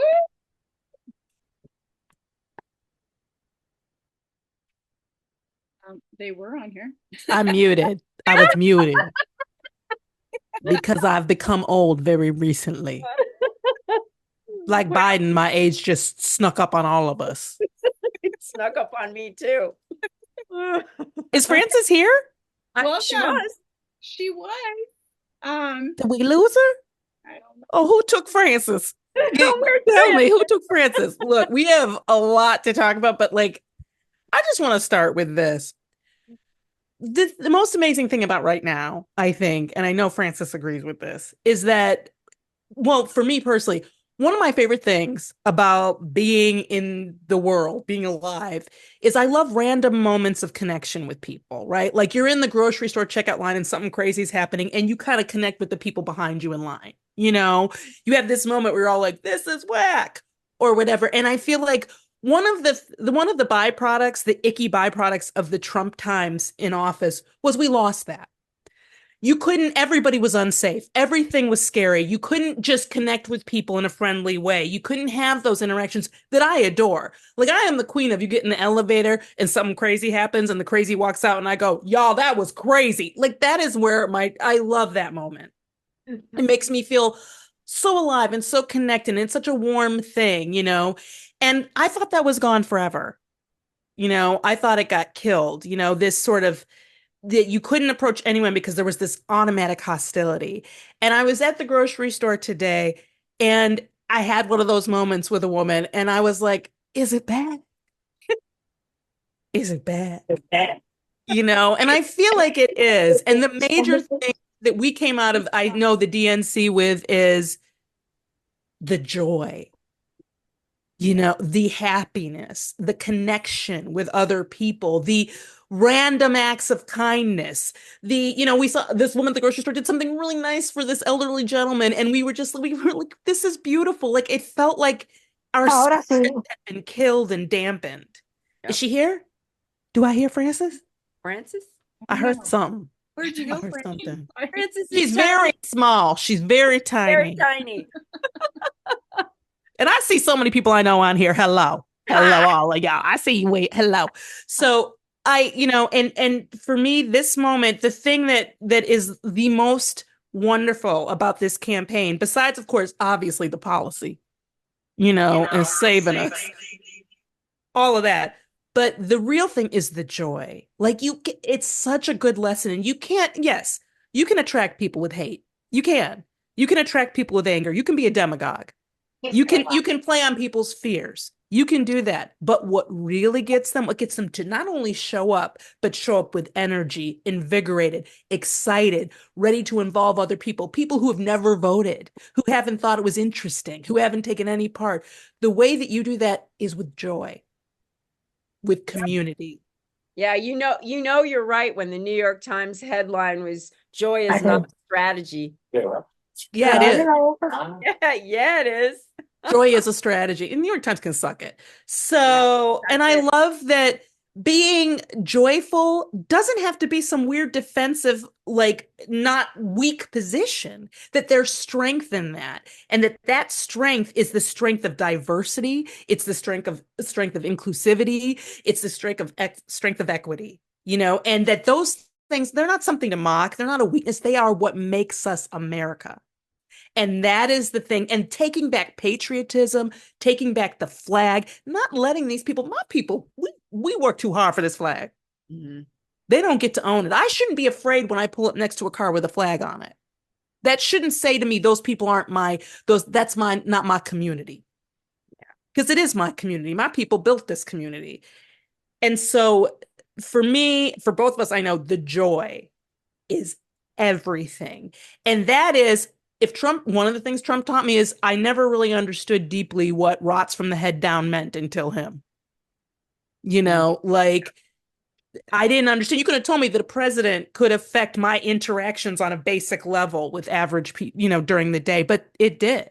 Mm-hmm. And I feel like we're winning again. And I know some of that hate, obviously some people hold on to it. I'm not here to try to convert them. I hope they get there. Maybe they won't. But this is the first time since Trump got in office that I actually feel like I want them to feel better. I want them to be happy. I want them to find their way back to our community. And for a long time, I'm gonna tell you the truth. I was ready to run them over in a dark alley if nobody was watching. You know, and to get that out of me, to get that anger, that resentment out of me is the greatest gift. And that's all about Kamala and Tim. And let me tell you something. I am loving. If you're not on the TikTokies or the Instagram, go and check out Black people supporting Gus Walls. Because when I tell you, and everybody, I see everybody out here being like, we will roll out. Don't you keep our nephew's name out your mouth. Keep out, because he's my nephew now. He is my nephew. I'm his auntie. I take it as my personal job to protect that beautiful, beautiful young man. And they are, Ann Coulter, well, she was already on my list, let's be clear. But we are here together, and I feel supported in a way the closest, the Black Lives Matters protest.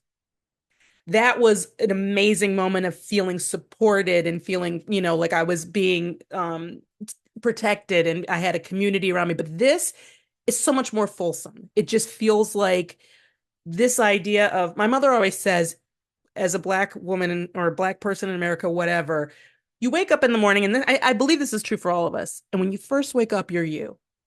You're just Angela. You're just, Kelly. You're just Karen. You're just you. And then stuff starts to happen. You open the newspaper, and then you're Black. You're a woman. You're poor. You're working class. You're whatever. And all those things. And it's, people ask you as a woman, and I don't know how to answer that question because I'm all of these things all the time, all at once. It's not like I'm going to be a woman from 8 to 9. And then I'm going to be Black from it's so, but watching Kamala and watching all those beautiful families and the Walls family, who I adore, you just, and Ella, oh my God, the Emhoffs, I can't. These are my people. These are my family. They have me. And I feel like I have them. And that is something, I don't know how you recreate it if you don't actually have it and feel it. So very true. And this, just the normalizing, not only, I think because we were all so pushed down for so many years and crying and upset, I mean, more than usual. And it was just painful, but we all want that. And that's, honestly, I think I know they're going to win in my gut, because we want that. Who wants to be upset and listening to these blamers and complainers all the time, right? I mean, that don't do anything for us and don't represent us. They never do anything. They never do anything except complain and whine. Exactly. And I love that we are finally, I really appreciate that Michelle Obama understands that when they go, low, we go high, was really nice for them. Yeah. But now I'm going to take off my earrings. Yeah. Have my girl watch my purse and be like, let's go. Because we don't have to put up with being treated like garbage, and we don't have to be in a defensive position. We don't have to be, when they say, well, blah, blah, we don't have to address it. Because I'm going to tell you something right now. I want everybody to put on their bingo card for the debates, assuming he shows up, which who knows. But I want you to put this on your debate. How many times is Kamala going to do this? Yeah, okay. That's a drinking game. That's a drinking game. Yeah. I'm gonna go. Anyway, how many times is that gonna happen? Because you don't have to go where they're going to address what they did. Right. And we don't have to let it go. It's like, you're being disrespectful. And we just gotta do us. And I'm telling you, I keep saying, I feel like in The Wiz, when the people in the factory get off their awful heavy costumes and they're just like, that's what I feel like every day. I am so happy and invigorated. And I see that in everyone around me. And it is so wonderful. I don't know how else to express it. And I'm just so happy to be here for it. And yet I still have my schadenfreude of knowing that Trump is upset. He is, and I think he's going to back out of the debate. I do too. But I hope he doesn't. We have to keep saying, I guess he's a coward. I guess he's a coward. I guess he's a chicken, because he's very easily manipulated. Hashtag Trump is scared. Trump is scared. Do it, because that debate I am living for. Aren't we not? Aren't we all living for that debate? It's important to call it on them. And, I have to jump on that, what you were saying too. It's like, I mean, do you miss the wit and intelligence? Not hearing from the Obamas every day, or Hillary, or whomever, the wit and intelligence. The smartness. I mean, the smartness. Hello. It's just complete sentence. complete senses and they make sense. I'm not drinking bleach. Like everything about it, you're just like, I forgot that people are intelligent and that there are people in office who, and of course, Biden has always been that, but just to have this rush of, I also, by the way, love how we've all there was the smooth transition of this, and I think the press is having a really hard time catching up with it because they've loved calling the Democrats in disarray. They've loved saying that has been their rally cry, as if those MAGA dollars weigh more than ours, which pisses me off, and we need to hold them accountable. All of them for their BS. Yes, we do. And that was the brilliance of Joe Biden, not making that announcement until after the RNC. It did not give them enough runway because they weren't paying attention to Kamala because she's just a black lady doing a job. Never mind. And so there was nothing. They got nothing to hang on her. They are so busy trying to find something. Meanwhile, we're all working. We're all donating, remember? Donating and signing up to do postcards and knocking on doors and talking to our family and friends and getting it together. We're just, it is, and we're doing it with joy. With joy. And let me tell you something, Kamala's speech, hands down, and I actually have this CD set of political speeches, best political speech of our lifetimes. Without hands down.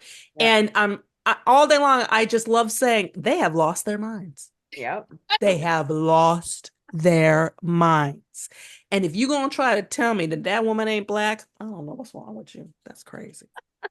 Well, it was the encapsulation of how everybody felt, but in very few words, in an intelligent way. That one and the common sense, but also like what who was talking about it earlier, Jen Senko here on the call tonight about that failing, the privilege of failing forward, and yes, the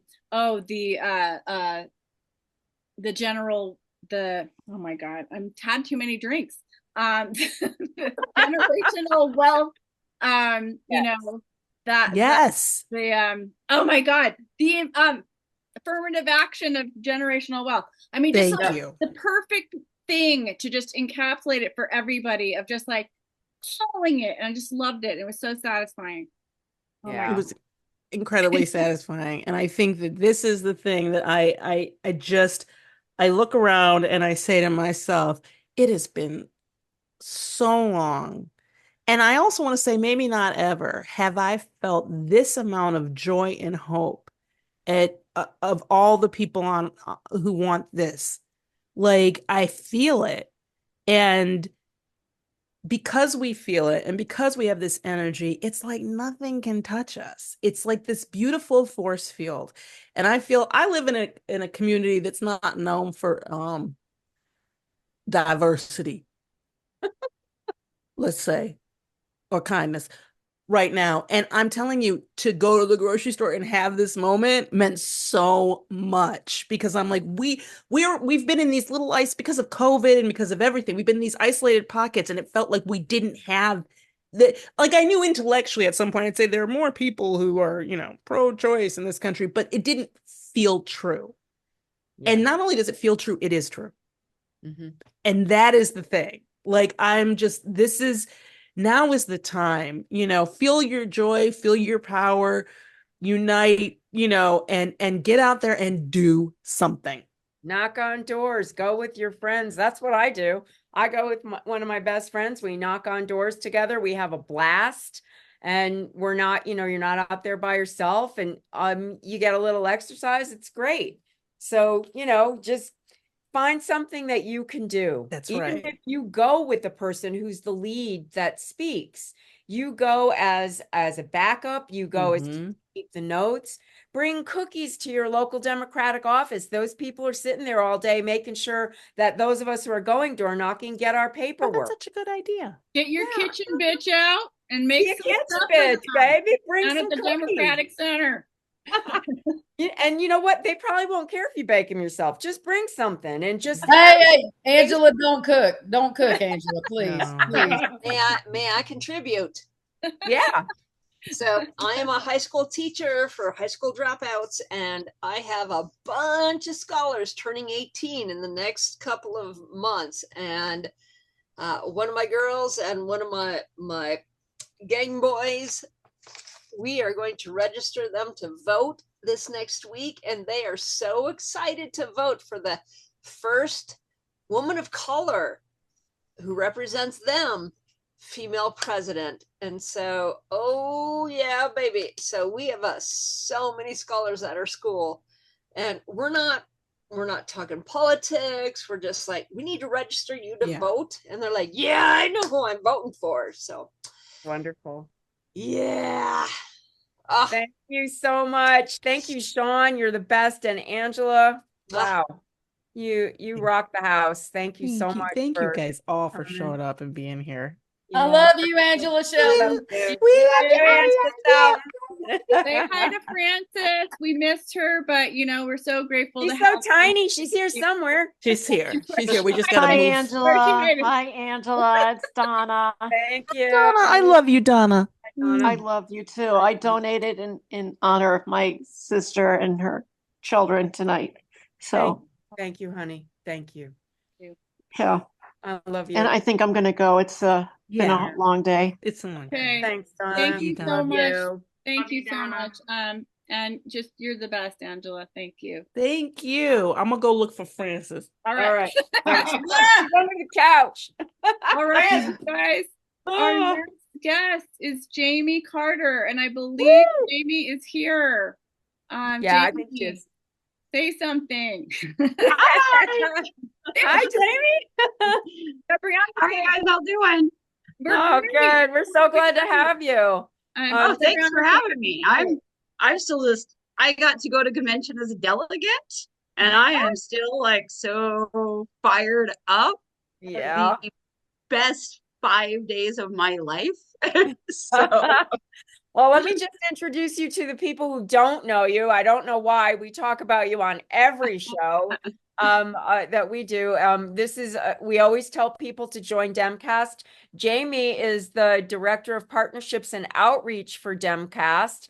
And they have been pushing, we've been pushing them on our show for a long time. DemCast is a nonprofit organization connecting and empowering grassroots activists to own the narrative in digital spaces. We do social storms. They will set you up to get the message out. Just join them. Go join them. And we're so happy to have you here, Jamie. oh, thank you guys. I have the best job in the world because I get to work with all of the groups that are doing the work, from local indivisible to national partners that are doing, you know, voter protection work. And so it literally is the best job in the world. And when Kamala took over, to watch her team embrace digital, embrace the memes and creativity, I just saw that they took the remix of Michelle Obama's Black Jobs that was turned into a song and posted it on her TikTok account. It's awesome. It's awesome. It's the best thing ever. But you know, I mean, we need the young people to vote and get excited. And we know 55% of Americans get their news from social media. That number, the younger the person, the higher that number goes. Under 30, it's 89% of people get all of their news from social media. And so, you know, this is something you can do 5 minutes a day by putting out a couple posts. Doesn't matter what platform you're on. We are using Reach, where we are putting 20, 30, 40 pieces of content in a day, not just on Kamala, but on the critical House and Senate races, on issues like abortion and voting rights. And so 5 minutes, this is something you can do while you're standing in the line at a grocery store. And to be clear, this is not in lieu of door knocking and phone banking and texting. This is in addition to. So, because we know a lot of times young people won't answer their doors and they won't answer their phone to a strange number. And so this is a way we can reach them. And you can also use this to text your friends. and let them know that this is the most important election of our lifetime. We're choosing the freedom of our country. Are we going to be autocrats, or are we going to be a democracy and control our own bodies? And even today in Utah, we had a rally and 12 o'clock in the afternoon from a Republican power grab, and 3,000 people showed up to try to stop the Republican power grab here on a Monday afternoon at noon. Wow. That's unheard of at at noon. And the press was out in full force. So people are fired up, and 40% of the people there today were Republicans. So we have a huge opportunity. And I am so excited. I am so fired up. And if you don't want to get another app, you can access our toolkits here, subscribe to our Substack. But I have never seen anything like this in 10 years of doing digital. The joy that's out there right now. It's joy, and it's also we're looking out for each other. Yep. We're looking out for Gus. We're looking out for people saying mean things and just not taking it anymore. And we're funny on our side. So we can dance. We dance. Not to mention we can dance. We can have a DJ rocking us out. So much cooler. I mean, on every level. I'll have to say though, I was not expecting that roll call. Wow. I mean, they did not tell the delegates. I mean, we knew we would go up and gather around, but, and, they gave us the little lighted wristbands, and they didn't say anything. It was just wait and see. And it's what's going on tonight? And all of a sudden it was a DJ comes out, and we're like, holy shit. Yeah, that I loved. I never watched Morning Joe, but I heard, so I had to go find the clip of them juxtaposing the Republican roll call to ours, and it was just there was not. I mean, it was yay, and we were like, nobody sat down that entire time. The entire audience was on our feet for that. I don't even know how long it took, full hour, just dancing. And then after the first cut was oh, what song's going to be playing for, what's going to come for California, or who, what's New Jersey going to play? So, I mean, it was just fun. Yeah, it's total fun.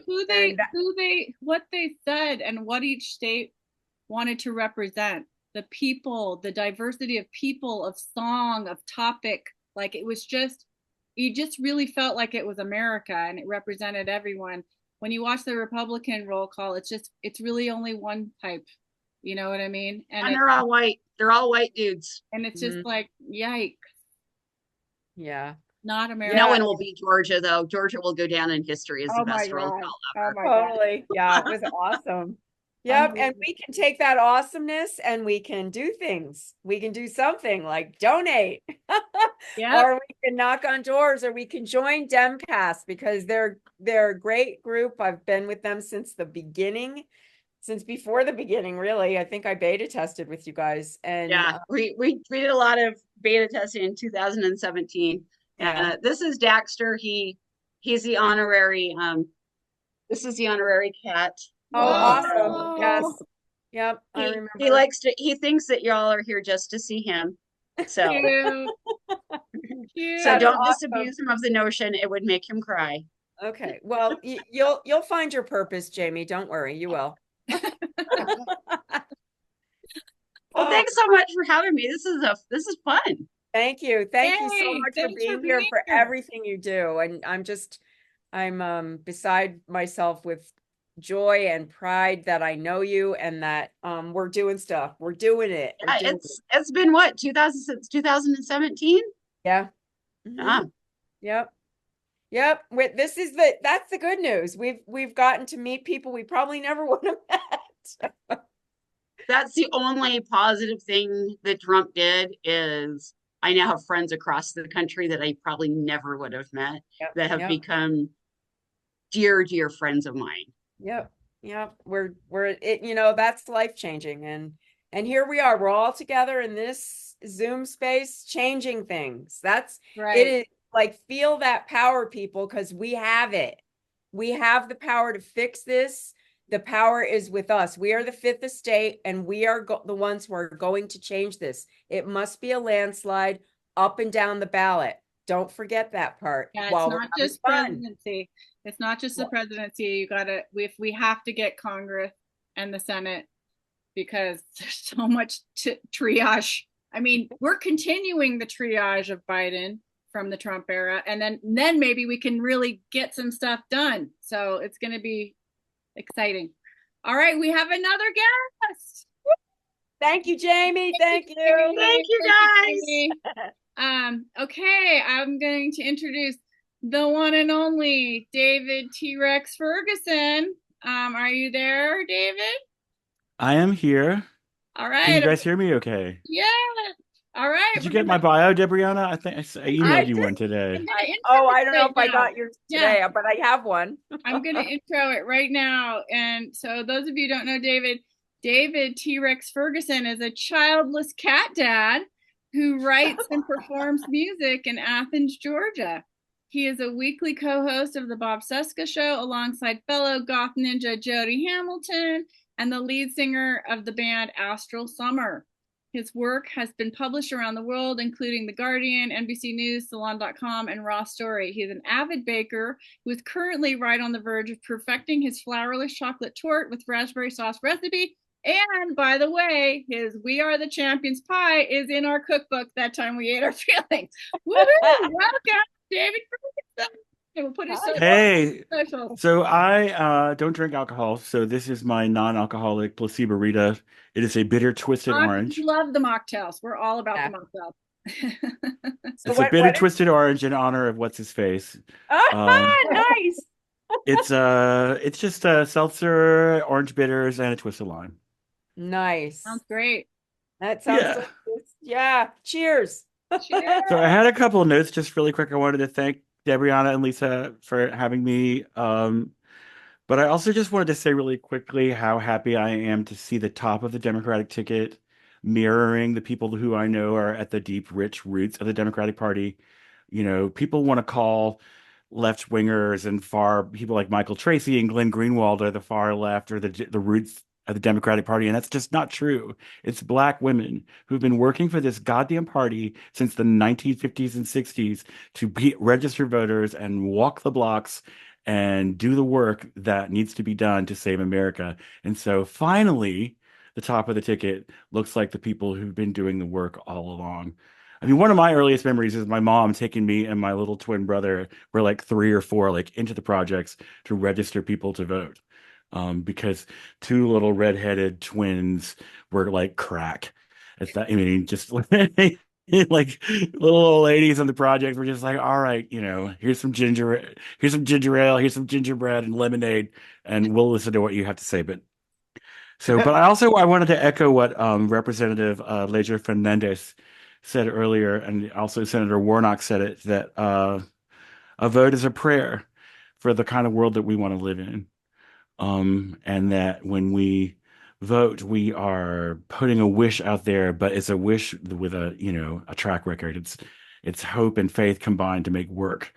But I thought that I would just, Debrianna told me to be ready to talk for about 10 minutes. I thought I would maybe read you guys my latest blog post. I'm keeping a blog at the same webpage on Patreon as my band. It's patreon.com/astralsummer.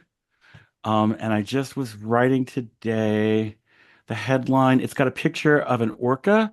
It says, "Eat the rich, but if you can't, eat the yachts."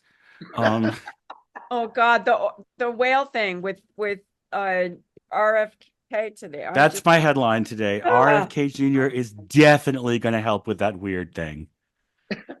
It's just, y'all, what in the hell is wrong with Robert F. Kennedy Jr.? I don't think we have any questions now how a parasitic worm ended up in his bloodstream, which then died in his brain. This semi-deranged New England cracker man cannot leave dead things alone. According to a story from his daughter, Kathleen Kick Kennedy, as reported in the Daily Beast, in 1994, when Kick was 6 years old, Robert Jr. drove the family to a beach in Hyannisport, Massachusetts, where a whale had beached and died. With a chainsaw, Mr. Kennedy sawed off the animal's massive head, strapped it to the top of the family minivan, and drove it home to join the other sad cadavers in his freezer of roadkill horrors, ostensibly to make a point about environmentalism. As per Kick, every time we accelerated on the highway, whale juice would pour in the windows of the car, and it was the rankest thing on the planet. We all had plastic bags over our heads with mouth holes cut out, and people on the highway were giving us the finger. But that was just normal day-to-day stuff for us. Whale juice? Last week, RFK Jr. had a big baby meltdown because the Harris campaign hasn't been returning his calls. He said he'd endorse him if they'd make him Minister of Measles or whatever. And they said, new campaign, who dis? And this was such a grievous narcissistic injury to Robert that he turned around and pledged to throw his full weight into electing Donald Trump. Again, please stop playing with dead things, Mr. Kennedy. Go back to tinkering with the 16 non-functioning lawnmowers in your yard, because you know there's no way you and Donald are going to be able to squeeze your big swollen egos into one campaign for long. You're a pair of itchy dicks, the kind of malignant walking ids who can't stand any friction or competition whatsoever without exploding. Speaking of dead things, J.D. Vance is turning out to be so unpopular that the Trump campaign is having to tie pork chops around his neck to get stray dogs to play with him. But do not for a moment think that that means Trump will dump him and put Kennedy on the ticket. That's just Beltway fanfic. Kennedy wouldn't settle for a second seat. He's too grandiose and delusional to be vice anything. Republican strategists are reportedly trying to warn Trump that Kennedy is a loose cannon, but I don't think Trump's going to listen. He's so pleased to have a little piece of Camelot in his gross gilded life that he doesn't even care that it's the Timu Kennedy.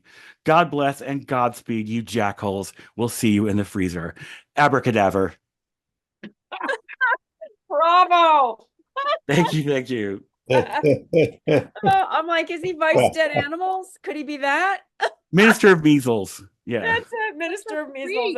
Oh my God. Bring back polio. Yay. Hey. God. So yeah, I've been writing a blog post kind of every couple of days at that web address, patreon.com/AstroSummer. Please come be a paying member. You get exclusive music, and we are getting ready to do a slew of new songs actually for fall. Awesome.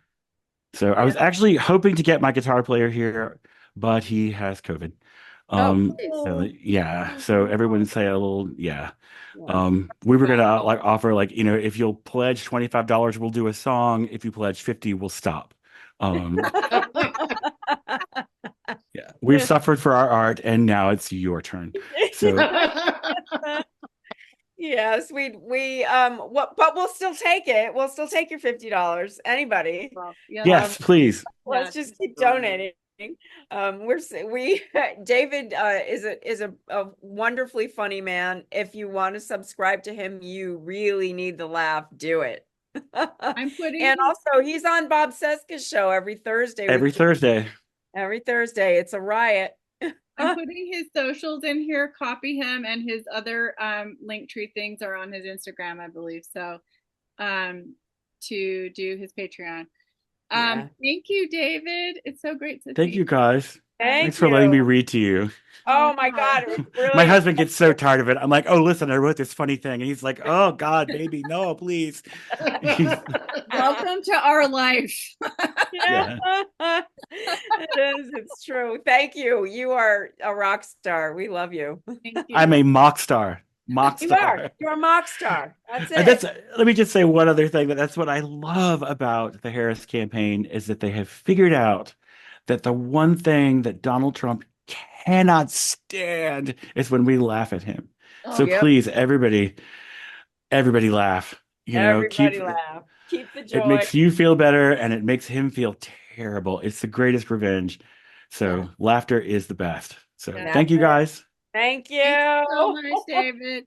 Yeah, it's Thank just you, funny, David. like the common sense, like the laughter, just like I feel like so much of laughter is just like it's such common sense, and they don't have any on the other side. Common sense. It's all It's just, anyways, all right. So we have next up is Karen Byrne. It's Karen's here, I believe.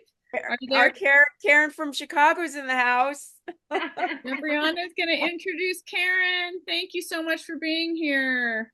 Thank you. Oh my goodness. Karen, my dear friend, I'm so happy to see you and thank you so much for coming on. You're perfect to follow up the hilarity of David Ferguson. She's going to talk a little bit about educating us on Project 2025, but in the meantime, I will give you her bio. Karen from Chicago, as we know her in Stephland. Karen Byrne is a mom, a nana, a wife, a sister, an aunt, a daughter, and yes, also a cat lady who believes in equity, fairness, and in loving and supporting our marginalized sisters and brothers. She believes in one voice, one vote, and a diverse, multiracial, multicultural democracy. These core values have been a driving force in her decision to get involved in activism, both on the ground, protesting injustice, door knocking, writing postcards to voters, and having conversations with family and friends and total strangers, and creating content about the dangers that face our country, Project 2025, and democracy with the rise of right-wing extremism and the infiltration of the Republican Party by white nationalists, using Trump as a tool. He's a tool to achieve the conservative agenda and to turn us into a right-wing one-party autocracy. Not going to happen. She recently added co-hosting TRUBLU Politics podcast with her good friend Anita Ferguson, who we know is Anita in why is she going yet? San Antonio. Yeah, San Antonio. I'm like, it's not Austin, it's San Antonio. As a brand new, a new brand of activism, lending her voice in the resistance of autocracy, protecting democracy, and helping to get our Kamala elected as the first Black woman president in this nation's history. When she's not involved, she's also a real estate agent in Chicago, so look her up. She loves cooking, hiking, biking, singing, and dancing. She's a wonderful singer, actually. So without any further ado, I would like to introduce y'all to my friend Karen. Thank you. Hi, everybody. Thank you so much for including me. I got the email with the list of all of the speakers, and I was like, what am I doing in here? I mean, seriously, and I have to follow up David Ferguson. Oh my God. So I mean, this is I was kind of trying to think about what I wanted to say, and I, do want to kind of go over Project 2025, but the one thing that I was thinking about, reflecting on what we just went through this past week with all of the themes of love and joy and hope, is I just had to go back to the nonstop breaking news during the Trump occupation, the Mueller report, where we were waiting for that to come out because we're like, yes, this is going to finally be the thing, and then the first impeachment. And we're like, yes, this is going to be the thing. This is going to be the line that this guy crosses, and that the Republicans are going to finally step up and, get rid of him and do the right thing. And then, of course, we have Bill Barr come in, and instead of being the people's attorney, he went ahead and he put his hat in the ring and was his fixer, Donald Trump's fixer. And so with the cover up, the pandemic then comes along, and we're like isolated, away from our loved ones, away from our friends and our family. I lost my mom in the early days of the pandemic, and just watching all of the body bags and refrigerated trucks, and for a long time after my mom passed, I felt like, and I said this to a friend of mine, I'm having a hard time finding my joy. I've lost my compass and I can't seem to find my joy. We were cut off from people. We didn't know what was going to happen. And I really feel like the joy is back. I feel like finally, with getting together with, our fellow step heads and MOOCs and being able to see each other in person, and then, watching just the representation of America in that amazing forum in my hometown. It was just an amazing week and it was joyful. I don't think I stopped smiling the entire week. And just being asked to be with all of you is such a privilege and an honor.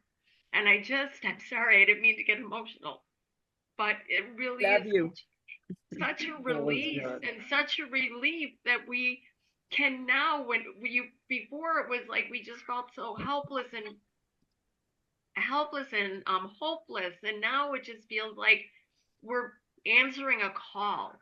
We're being asked to do something. And I attended a virtual orientation for volunteers, and I have to say, there's so many opportunities, no matter what your comfort level is. There are so many opportunities. There's something that you can do. If it's, hosting an event, whether it's having a watch party for the debate if the motherfucker shows up. It's door knocking, phone banking, text banking, writing postcards, sharing social media. They provided us with the link for the Reach app, and it is super easy to use. And so we all can do something. That's the main takeaway, is that we can all get active and do something. Because these assholes mean business. And if we let any of them back near the levers of power in the executive, we are fucked. Our democracy is over. And just a few of the things, and thank you, Taraji P. Henson, for getting out there at the BET Awards, because Anita and I started the podcast in November. We figured we wanted to do it about a year away from the general election on November 5th, 2024. And one of the things that we were talking about and we were starting to pay attention was Project 2025. And on our our 9th episode, we invited Heidi Bayrick and Wendy Vi from the Global Project Against Hate and Extremism, and they do amazing work monitoring right-wing extremism globally, but also here with Project 2025. And if you are not familiar with them, if you go to global extremism.org, you can sign up for their newsletter and get updates. You can donate to their most worthy cause. And it's just a good way to kind of understand what this 920-page manifesto is. And because it's a lot, I am like most of us, where I am just learning about this, and it's overwhelming, but they do a really good job of kind of breaking it down. And then also you get updates in their newsletter. You can sign up for that. But, a few of the things is, they want to centralize and coalesce all power to the executive. They want to do away with the independence of federal agencies. So the EPA, and this is, the party of family values. They want to do away with the EPA. They want to get rid of healthcare. They want to do away with the Department of Education. The party of law and order. They want to do away with, the independence of the DOJ and the FBI and weaponize those agencies against all of us. So, it is imperative, and they want to do away with 50,000 civil servant jobs and replace them with loyalists. So those are just a few of the lowlights of what they want to do. They have been around and they have been organizing for a long time. The origins of it go back to the late 70s with the Heritage Foundation, and they wrote their manifesto as just for the next Republican president. And so up until now, they haven't had anybody that would pick it up until Trump. And now they have a willing participant. They are well organized. They are well funded. They have, if you go to the website, they have a drop down for training. Absolutely, the Proud Boys and Oath Keepers are going to be their jackboot thugs. And that is going to be the beginnings of the mass deportations. Now, I say all of that, and it's all scary as shit, but we are organized. And that is the amazing and positive and hopeful part of all of this and what we just saw this past week. And so I feel it, for the first time again, hope and joy. And I am so grateful to everybody rallying around Kamala Harris and all of the phone calls and everybody in their own demographics and their own groups, and Debrianna, you and Lisa, for organizing this so that we can get active and feel like we are actually doing something. And the last thing I will say is that we are in the middle of a heat wave here. Global warming is real. And however, last week was absolutely glorious for the DNC. So that, to me, my takeaway is Mother Nature is truly a Democrat. I love you guys. Thank you so much for having me on. I really appreciate it. Oh, we adore you. Make sure you check out Karen's podcast, TRUBLU Politics. It's important information. She's been one of the few people that have been following Project 2025. We have to be able to talk about this to our friends and neighbors because this is serious.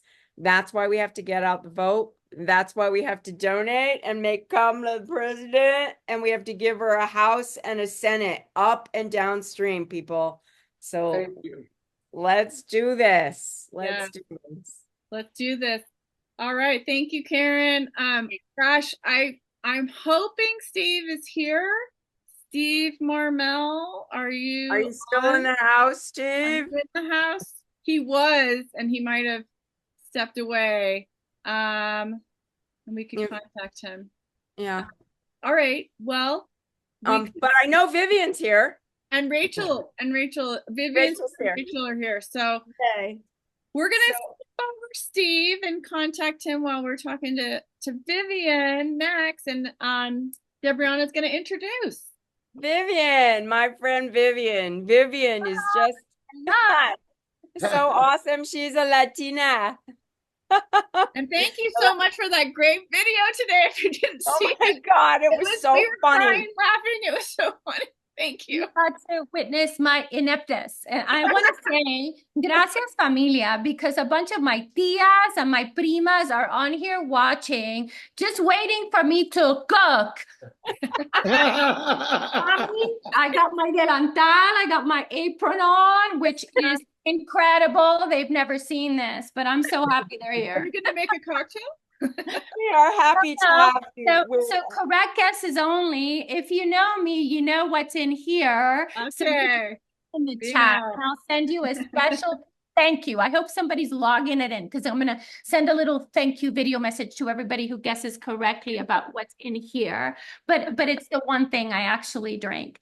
So I actually want to say a lot. I'm so happy to be included with these titans, right? Titanas here, because I'm a Cuba Rica American. And if you don't know what that means, Trump doesn't either, because he doesn't understand identity, right? He doesn't understand that we're all, you know, one thing on the outside and then sazonadas, like seasoned on the inside with a little this and a little that. So if you look at me, right, you would never guess, but I grew up this way on the island. I'm sorry, it's a free associated state technically, but it feels like a colony because I never had a vote for president until I went to college on the mainland. I was never able to cast my vote. But I come from a Cuban American family. I am first generation. My husband, my mother, my father, my tias, they all came when they were in their teens, but of different waves of immigration. And we've all made our way. And our one and only hope is that our children, right, nuestros hijos and nuestras hijas, will have a way forward. And we feel so lucky and so proud of our vote and our place in this country. However, my family is not proud of my cooking. So I could not believe when Debriana asked me, the infamous kitchen bitch, but like, honestly, I was, you know, when they talked about nasty women, where I grew up, women just did not speak up. But my grandma, my abuelita, she had this saying, and she said, it is better to turn red one time than 1,000 times green. Okay? Mejor ponerse roja una vez que 1,000 veces verde. And I took that to heart. And so I am not everybody's favorite person because I spoke up. I'm a little, you can't see me here, but I'm little. But I still try to have this big voice. My tias are on here and they may attest to this. But I'm going to attempt something really, really valuable to all of you, which is very important in the situation we are in, to represent everybody. And I'm going to ask, I don't have a Doug Emhoff, but I have a Daniel Mendez, my love. And he is going to demonstrate. We've chopped everything. I don't cook, like I said. You don't make any, we can't, I don't make anything, but I have one recipe. And if you donate tonight, I will send you, Debriana, I'm counting on you to tell me who donates, right? But if you donate tonight, let's say more than $20, I'm going to send you my Abita's recipe. And I just told you about her. I want to tell you that in Cuba, in Havana, in the 40s, she got married not in a white dress, but in a blue dress because she liked blue. And so we want my Abita's frijoles recipe. These have been steeping overnight because you got to do it takes some time. And gente sofrito, which is the most essential part of anything that you're going to make. All Latinos make a sofrito of one kind of another. We make different color beans. So for example, I can make, these are the only things I know how to make technically, although not effectively. Black beans, Cubanos, right? We have red beans, Puerto Ricanos, right? Hello, Borinqueños who are on here. My tias are on here. Hola, tias. Hola, primas. We kiss everybody. We love everybody. And that is why I love Kamala Harris, because that convention showed me my people. And we look like that. When you go to Puerto Rico, you're going to see what you saw at the Democratic Convention. And we can't vote. I can now because I live in the beautiful Sierra Nevada mountains that sit on Lake Tahoe, on top of the world, and the line between Nevada, if you're from here, and California divides us, but we are united in the Sierras. So the Sierra people, we love everybody. Come up here and visit us. Lake Tahoe, I have it on my necklace. But we are a battleground. And if you're wondering where to go to have an effect, you come to Washoe County, Nevada, because we have things to do for you on the ground. We have a reproductive freedom ballot measure, and the people who work here, we may not be famous. We may not have national platforms like so many of you do. And I am just delighted to even be here with a broom to sweep this call. I'm in awe that I even got invited. But we do the work because we live in that purpleness, and we have voted blue because blue has made sense. But 40% of the people here are registered as nonpartisans or as a minor party. And that says something. So even though everyone on here, we're so proud to be Democrats because we have the best policy, the best music, the best candidate, the first woman who is going to be our POTUS, right? Lotus for POTUS. Thank you, Debriana. And thank you, Sarah. And thank you, Stoner, for designing the shirt that Debriana is wearing, because, you know, we're one big familia here. But we know what it means to live together, to disagree, but to vote for common freaking sense. And so I love you all. And I want to tell you what we are doing here. And I can't lift it, but we are stir frying. So we are stir frying onions. I can't believe that the only non-cook is actually showing you all how to cook. Because the one thing I do know, y familia, you can attest to this, I can stir things up. Bravo, Vivian.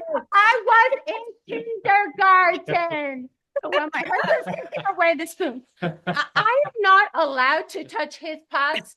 Gracias, amor. So thank you to all the Dutch. Thank you, Bev.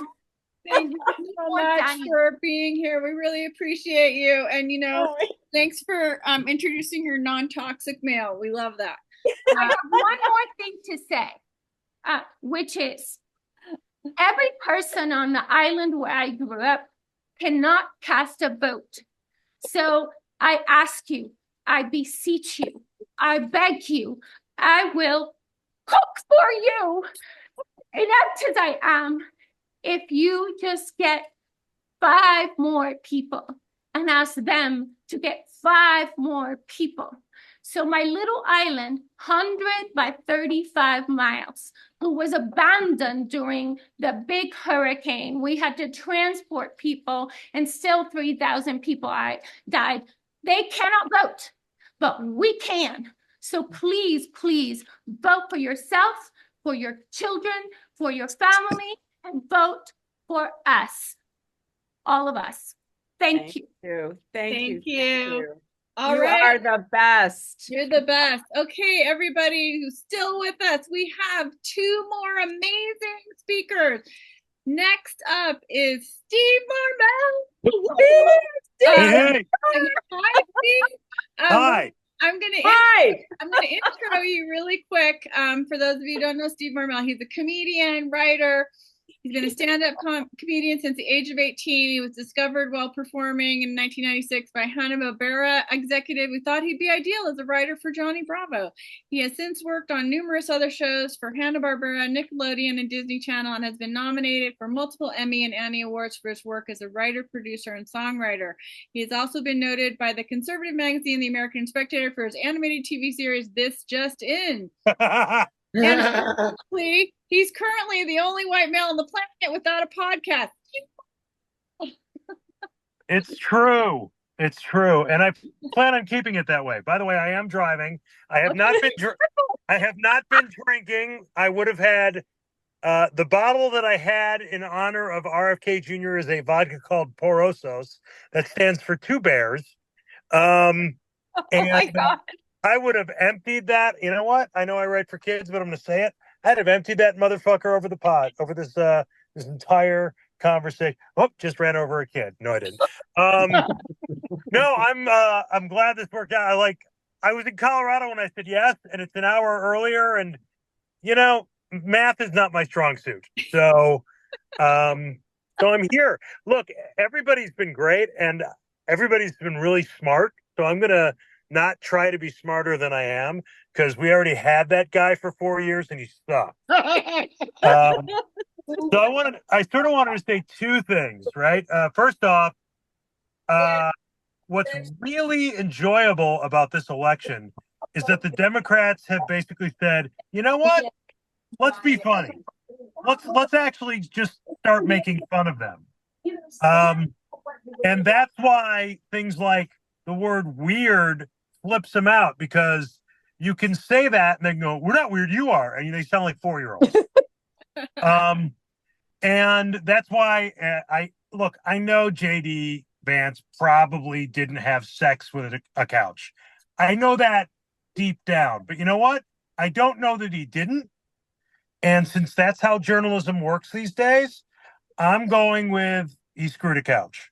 And I'm going to beat that joke to death like it's some sort of, I'll say batter that all the kitchen bitches would use. Funny work. I believe it or not, I went to school for journalism. But now I write fart jokes for kids and swear on Zooms. But the journalism professor, because I like writing sarcastic columns, said, "Look, if you have the fact, that's great. But if you start getting people to laugh at your opponent, you win." And that's what's happening now, and I love it. Like, they are jokes. They are laughable. What's wrong with them? Everything. So the more we get them to be the joke, the more people that aren't like pigeonholed into that Trump world, the more they don't want to be the butt of that joke. They don't want to be the punchline. So it's working. So all of y'all that are just like making the jokes and sticking them in a hole that they can't get out because everybody's pointing and laughing, that's not bullying, because I don't think it's mean-spirited. I think it's justified. And if it's a little mean-spirited, I'll pull it down. Like the Gus thing was mean-spirited. We didn't do that. But we did make fun of him afterwards, and it worked. So I'm a big believer in comedy. The other thing I want to say is I live in California. So I, of course, will be voting for this ticket. And this state will, of course, be going for them. But I'm in a purple district. I'm in Orange County. We had Katie Porter for a while, and then we had Michelle Steele. I booed Dana Rohrabacher at a Christmas parade. I'm Jewish. I can do that. But I was right behind him in a parade in Seal Beach, and I'm like, boo! And then his granddaughter turned and looked at me, and I didn't really feel bad. I really didn't. I was like, I'm sorry your grandpa sucks. I said that to myself. I didn't say it to her, obviously. And now he's gone because he was, Dana Rohrabacher, our Moscow. We mocked him, he lost, and he's gone. So if you're in a blue district, if you're in a blue state, you have a lot of red people to shake hands with, to meet, to convince. I just had a conversation with a guy at a post box. He's a Trumpy. He had the little Trump dollar bills and Biden dollar bills. I'm like, if you had some pro-democratic bills here, I wouldn't be giving you shit. And he goes, they don't make them. And I'm like, well, and then we started just talking about it. And he's like, and basically I'm like, yeah, okay, you didn't like Biden. I don't like Trump, but they're the hood ornaments to the car that is their administration. And you know what? Your orange shitty hood ornament is a terrible vehicle. And now we have that. Remember when Jaguars had little Jaguars on them? Yes. Okay, that's the hood ornament we have now. It's awesome. It's sleek. It's beautiful. It's smart, and it moves. So, I don't want to talk to that guy. I didn't make plans to him, but maybe I rattled something loose. And if I didn't, I'll just go to the UPS store because I don't have to use that local business. But talk to the people that might be on the line in your purple district, because they're your neighbors. And it's easy to be a mob when you're in a group or you're driving around in your coal roller, but it's hard to do it one-on-one. And I like the postcards, like everything else, it's the more personal, the more you put a face on it, the easier it is to reach them out. Yep. And that credit from this just in. Oh, sorry. Go ahead. I want to hear that. Have you seen the new ad that the Harris campaign put out? Not yet. It shows Trump talking to a reporter, and in the background you hear chicken noises. Talk about baiting him. Oh, yeah. I just saw it today. That's great. I mean, the fierceness right now in the Democrats. That's the other thing from the DNC that I really love. Like you're saying, Steve, the jokes were witty and on point. You know what I mean? And they were true zingers, not just like mean lame-o things like the GOP, but they were really funny and pointed and like and you know, deservedly back in their face. And we never do that. Like it's great to have that. They're having confidence of doing that and doing it well. That's why I know we'll win too. Like you're saying. The one thing I always hated is Republicans can go into a coat closet and all come out saying the exact damn same thing. Democrats can't get into a coat closet and come out saying the same thing, and now they are. Yeah, that's so right. it's like, well, finally, you're all on point. Yeah, I just got my own T-shirt. I just got my own T-shirt, and I'll show you. Oh no, I have to show you now because you're pointing to yours. There's mine. And it says hashtag I know the assignment vote. Yeah, That's it. Bravo. And that's me with Kamala Harris in 2017. Woo! Oh man. Yeah. I love that we're the funny ones now. Like I put up a video with JD Vance and I had Bare Necessities from Jungle Book playing. Stupid, quick cuts, done in CapCut. I did it while I was driving on my phone. Follow Steve. He's really funny. If you follow Steve on his socials, we just put him in the chat. You know, I gotta say, if you're not on the TikTok, I mean, there's some funny shit on there right now. Oh yeah, I mean, it is hilarious. I'm enjoying it a little bit. and you know what? If they're seeing everything I do in China illegally, that's fine. Don't they deserve to laugh? But I am happy to be a kitchen bitch. Awesome. I was going to cook a Pequod's pizza and pull it out with 2 minutes left. That's about as much as I cook. But that's why we wrote a book, Steve. I know, but come on, I read comic books. Lots of words. Yeah. I'm not allowed to cook anymore. I have MS and fibro, and when I get into a flare-up, I do things without thinking about it. And I started a fire on the stove, so I'm only allowed to use the microwave, except I put metal in the microwave and blew one of our microwaves out. So I have to sit here and eat crackers and drink juice all day until my husband gets home. Near the stove. You know, I'm going to say this. Thank you for saying that, but I have done that without any of those constraints. Oh, thank God! Oh, thank God! So the fact that you even think about cooking without being afraid of burning everything, like, you're winning in this cook-off. That's it. Cheers. I'm chopped early. Look, I love you guys. I love the community that we have. Yeah. Thank you. There's not a lot of people. I'm not driving now, but I did. I was driving when we talked. I don't have a Tesla. I sold mine the minute he was like, surprise, I'm a douche. So I'll risk my life for this election. Thank you. Oh yeah. Thank you, Thank Steve. you, Steve. Thank you so much for being a part of this. Follow Steve. He's super funny. Thank you. All right. All right. Okay. Bye, you guys. Bye. Thanks. All right, everybody. Our last speaker, Rachel Bidikofer, is a political scientist, pollster, and national elections analyst turned strategist for the Democratic Party and author. Buy her book, Hit 'em Where It Hurts, How to Save Democracy by Beating Republicans at Their Own Game. We'll put the Amazon link in there. And her socials. Yay, Rachel! Are you here? Yay, Rachel! Hey, girl! Oh my God, I'm so fangirling out again. Whatever dudes are in here. I have to tell you guys, it was great that the comedian before me, lots of things were funny about that. My kind of sense of humor. Oops, I ran over a kid. You know, I love that shit. I'm going to be using that on my next live radio interview. But also he was mentioning, like, a lot of people are noticing now the strategic shift that this book and, the people who have pushed it forward have articulated. And one of those things is strategic mocking. Yes. And I I'm knew you so were gonna excited say that. people are leaning in on it, because You know, it's not about being mean, guys. We're strategic mocking for the good, right? So you can feel morally clean about it.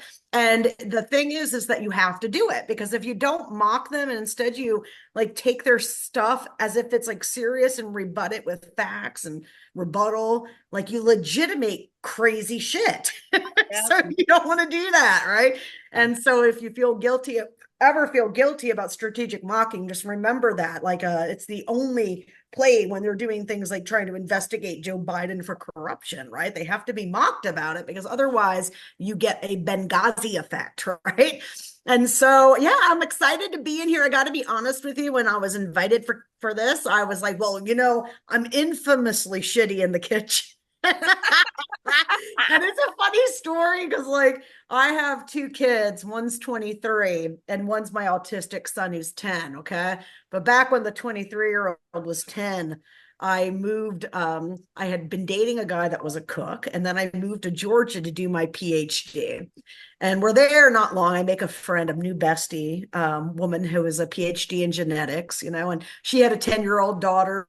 Yay. So the kids start spending time with each other, and he goes over to their house. He comes home and he's like, man, I love going over to Angel's house. I'm like, yeah, why? He's like, oh, her mom cooks real food. Oh, wow. And I gotta tell you, dude, I was like, oh, that's tough. Because I don't want to get too into it, now I'm a full-time caretaker for disabled kids. So really, kids, you can do anything you set your mind to, because I'm an incompetent person to be in charge of that. Combo. Uh-oh. Yeah, he's know what he's having for dinner. He's getting the combo, dude. Anyway, so I was like, God, I gotta figure out something, so I learned how to make I taught myself how to make a homemade chicken pot pie and meatballs. Wow. And, I got but when I say homemade cooking, involve a couple boxes and some cans and shit. It's not You figured it out, though. You figured the it idea out, that you could create a crust from a pile of flour. That's beyond me. So I'm really honored that you guys would bring me in, and I'm glad I'm here. The other speaker I got to hear when I got in was highlighting the importance of Project 2025, and she had said, I just learned about this, and I just want you guys to know how important that is, because it's work that we started 8 months ago, was to get you guys to know what Project 2025 is. But that was a necessary but not sufficient goal. Okay. It was a goal we had to achieve to ever hope to get low information swing voters who don't read or watch any news, which you need to learn about in the book if you haven't read it. Our only hope to get through to them by November 5th is getting us, the activist base, to be talking and posting and making content about it. So we're on our way, but there's still room to go. And what can you do? Michelle Obama said, do something. And of course, I'm sure the ladies here would like you to do something in terms of donating some money and passing that on to the Harris Walls campaign. And that's extremely important, because at the end of the day, they've got 20 billionaires and we got you and maybe George Soros, but I don't get to spend his money. If I did, it would be much more effectively spent, right? You'd have a cook. We've just got us, right? There's nobody coming to save us except for ourselves. So obviously money is incredibly important, but there's so many other things that I just want to be aware that you can do if you're into cooking, because that's what normal people do. Normal people do not know who Kevin McCarthy is. You can't walk into the grocery store after the motion to vacate and be like, oh, dude, did you see that motion to vacate? And the guy's like, oh, hell yeah, I saw that, right? I could do that for the NBA finals and the Olympics. I could do that, but not for Kevin McCarthy getting ousted out of the speakership. That's the rough clay that we have to work with. When people look at the electorate and wonder, why doesn't it seem to respond to any? Because it's tuned out. It has totally gone 60s, okay? It has tuned in and dropped out. The internet made that possible. That if I want to all day, I could watch cooking shows and panda bears, right? And that is really put people in silos, information silos, where very little headline news gets through. Maybe a tornado that wipes out a whole city, or a shooting of, now you got to kill like 90 people to make it a 24-hour news cycle. That kind of stuff maybe, but not hard political news, not Trump's indictments, not the details of his coup plot, none of that stuff. They don't know it. So our job is to make sure that we inform the electorate, our swing voting friends, our casual coworkers, the people who hang out and watch cooking shows with us, whoever it might be.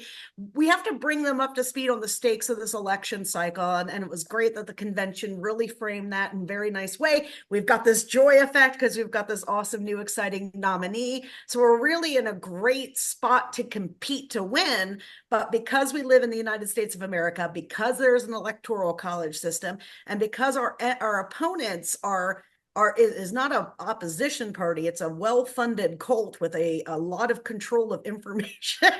This is going to be a very tight race. And so it's going to come down to how much we're willing to get out of our own comfort spots and have conversations with people that we normally would not want to have, right? You can do it in such ways, like, for example, for me, I'll often say, hey, have you heard that they're life flighting women out of Idaho into Oregon? I'm in Oregon, into Oregon because they had a miscarriage and nobody could treat them because of their new crazy abortion law. Like, oh no, I hadn't heard that, right? Like, they haven't heard that. So you can find ways to do it. That's not like, direct, like, hey, have you heard about Republicans, right? You mention some of the shit that that's happening, and do it in the way that, you think you can get the best response from your target. It is going to take that kind of work to get us through. And right now I'm really looking at can we hold all three? I want the presidency, I want the House back, and I want to retain control of the Senate. In Nevada, as the other guest was talking about, the abortion initiative is in Nevada, it's in Arizona, it's in Florida. And I've been pushing very hard to get the party and candidates to understand, like, right now, people will go and vote to codify abortion, because my guess is if it's getting 60 something in Kansas, it's going to do well in all three. But 18% of those people are going to vote for the abortion banning Republican on the other part of the ballot, right? We have to make sure that doesn't happen. Again, the book has a lot of practical information. Chair Harrison has been a huge evangelical about the book. It has pushed a lot of the change that you're seeing strategically. If he could find so much value in the book, and he ran a Senate race and runs the DNC, I know that you can too. I don't want you to read it from me. You can go read it from the library. I don't care. I just need you to read it for democracy, because no matter what you think about politics, it's gonna shake some things up in your head. And then at the back half of it, it's going to talk to you about how to make effective communication, getting out of this data, getting shit down to a 5th grade level, making sure that people don't vote for an abortion initiative and vote for an abortion banner, right? There are techniques copy-wise. Copy, we mean like your text in an ad or a tweet or wherever, right? Copy is that. There's copy that you can use that make those connections for people. Then, because right now, there are millions of women in these states that the red states who have no idea abortion's been banned. Guys, I know that seems crazy, but I'm telling you, like 60% of the women there don't know that abortion's been banned, let alone be able to articulate to you why it's banned. They might think, well, isn't it Joe Biden? And we can see this in data, right? So the reason is they don't read any news, they don't have any information, don't have any of that well of reservoir that you do. So when someone says big oil or the NRA or big pharma, you hear Republicans too, right? But other people do not. So we have to be much more targeted and explicit in our comms, and the book will give you some of that guidance. And yeah, that's pretty much it. I'm excited to have dropped by. I think you guys have been here a long time. So I'm glad I'm the nightcap. I got my mock rum and Coke right here. All right, nice.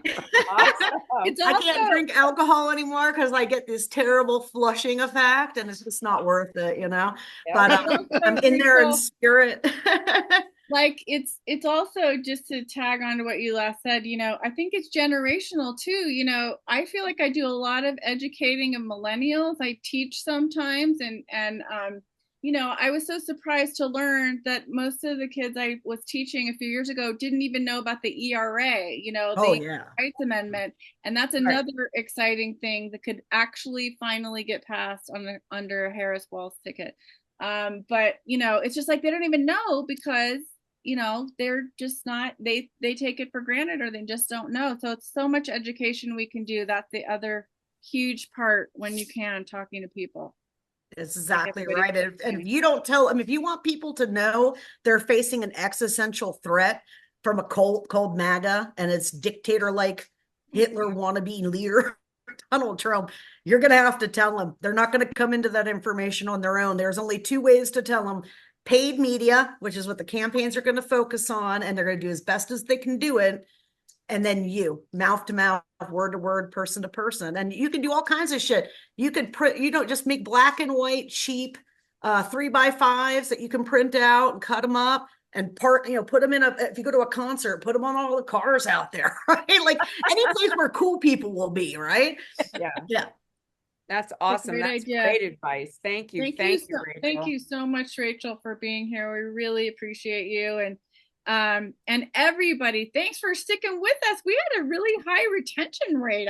I'm just totally blown away. And I'm glad to be here too. For me, at least. No, I'm just kidding. Yeah, no, I would have if I was on the other side. It was that Steve guy. I got to tell you, that was worth it too. Like I really enjoyed that. So he's in a dive bar now. He's posting pictures of his drink with his drive-through meal, dude. Thanks for having me, guys. Thank you, everybody.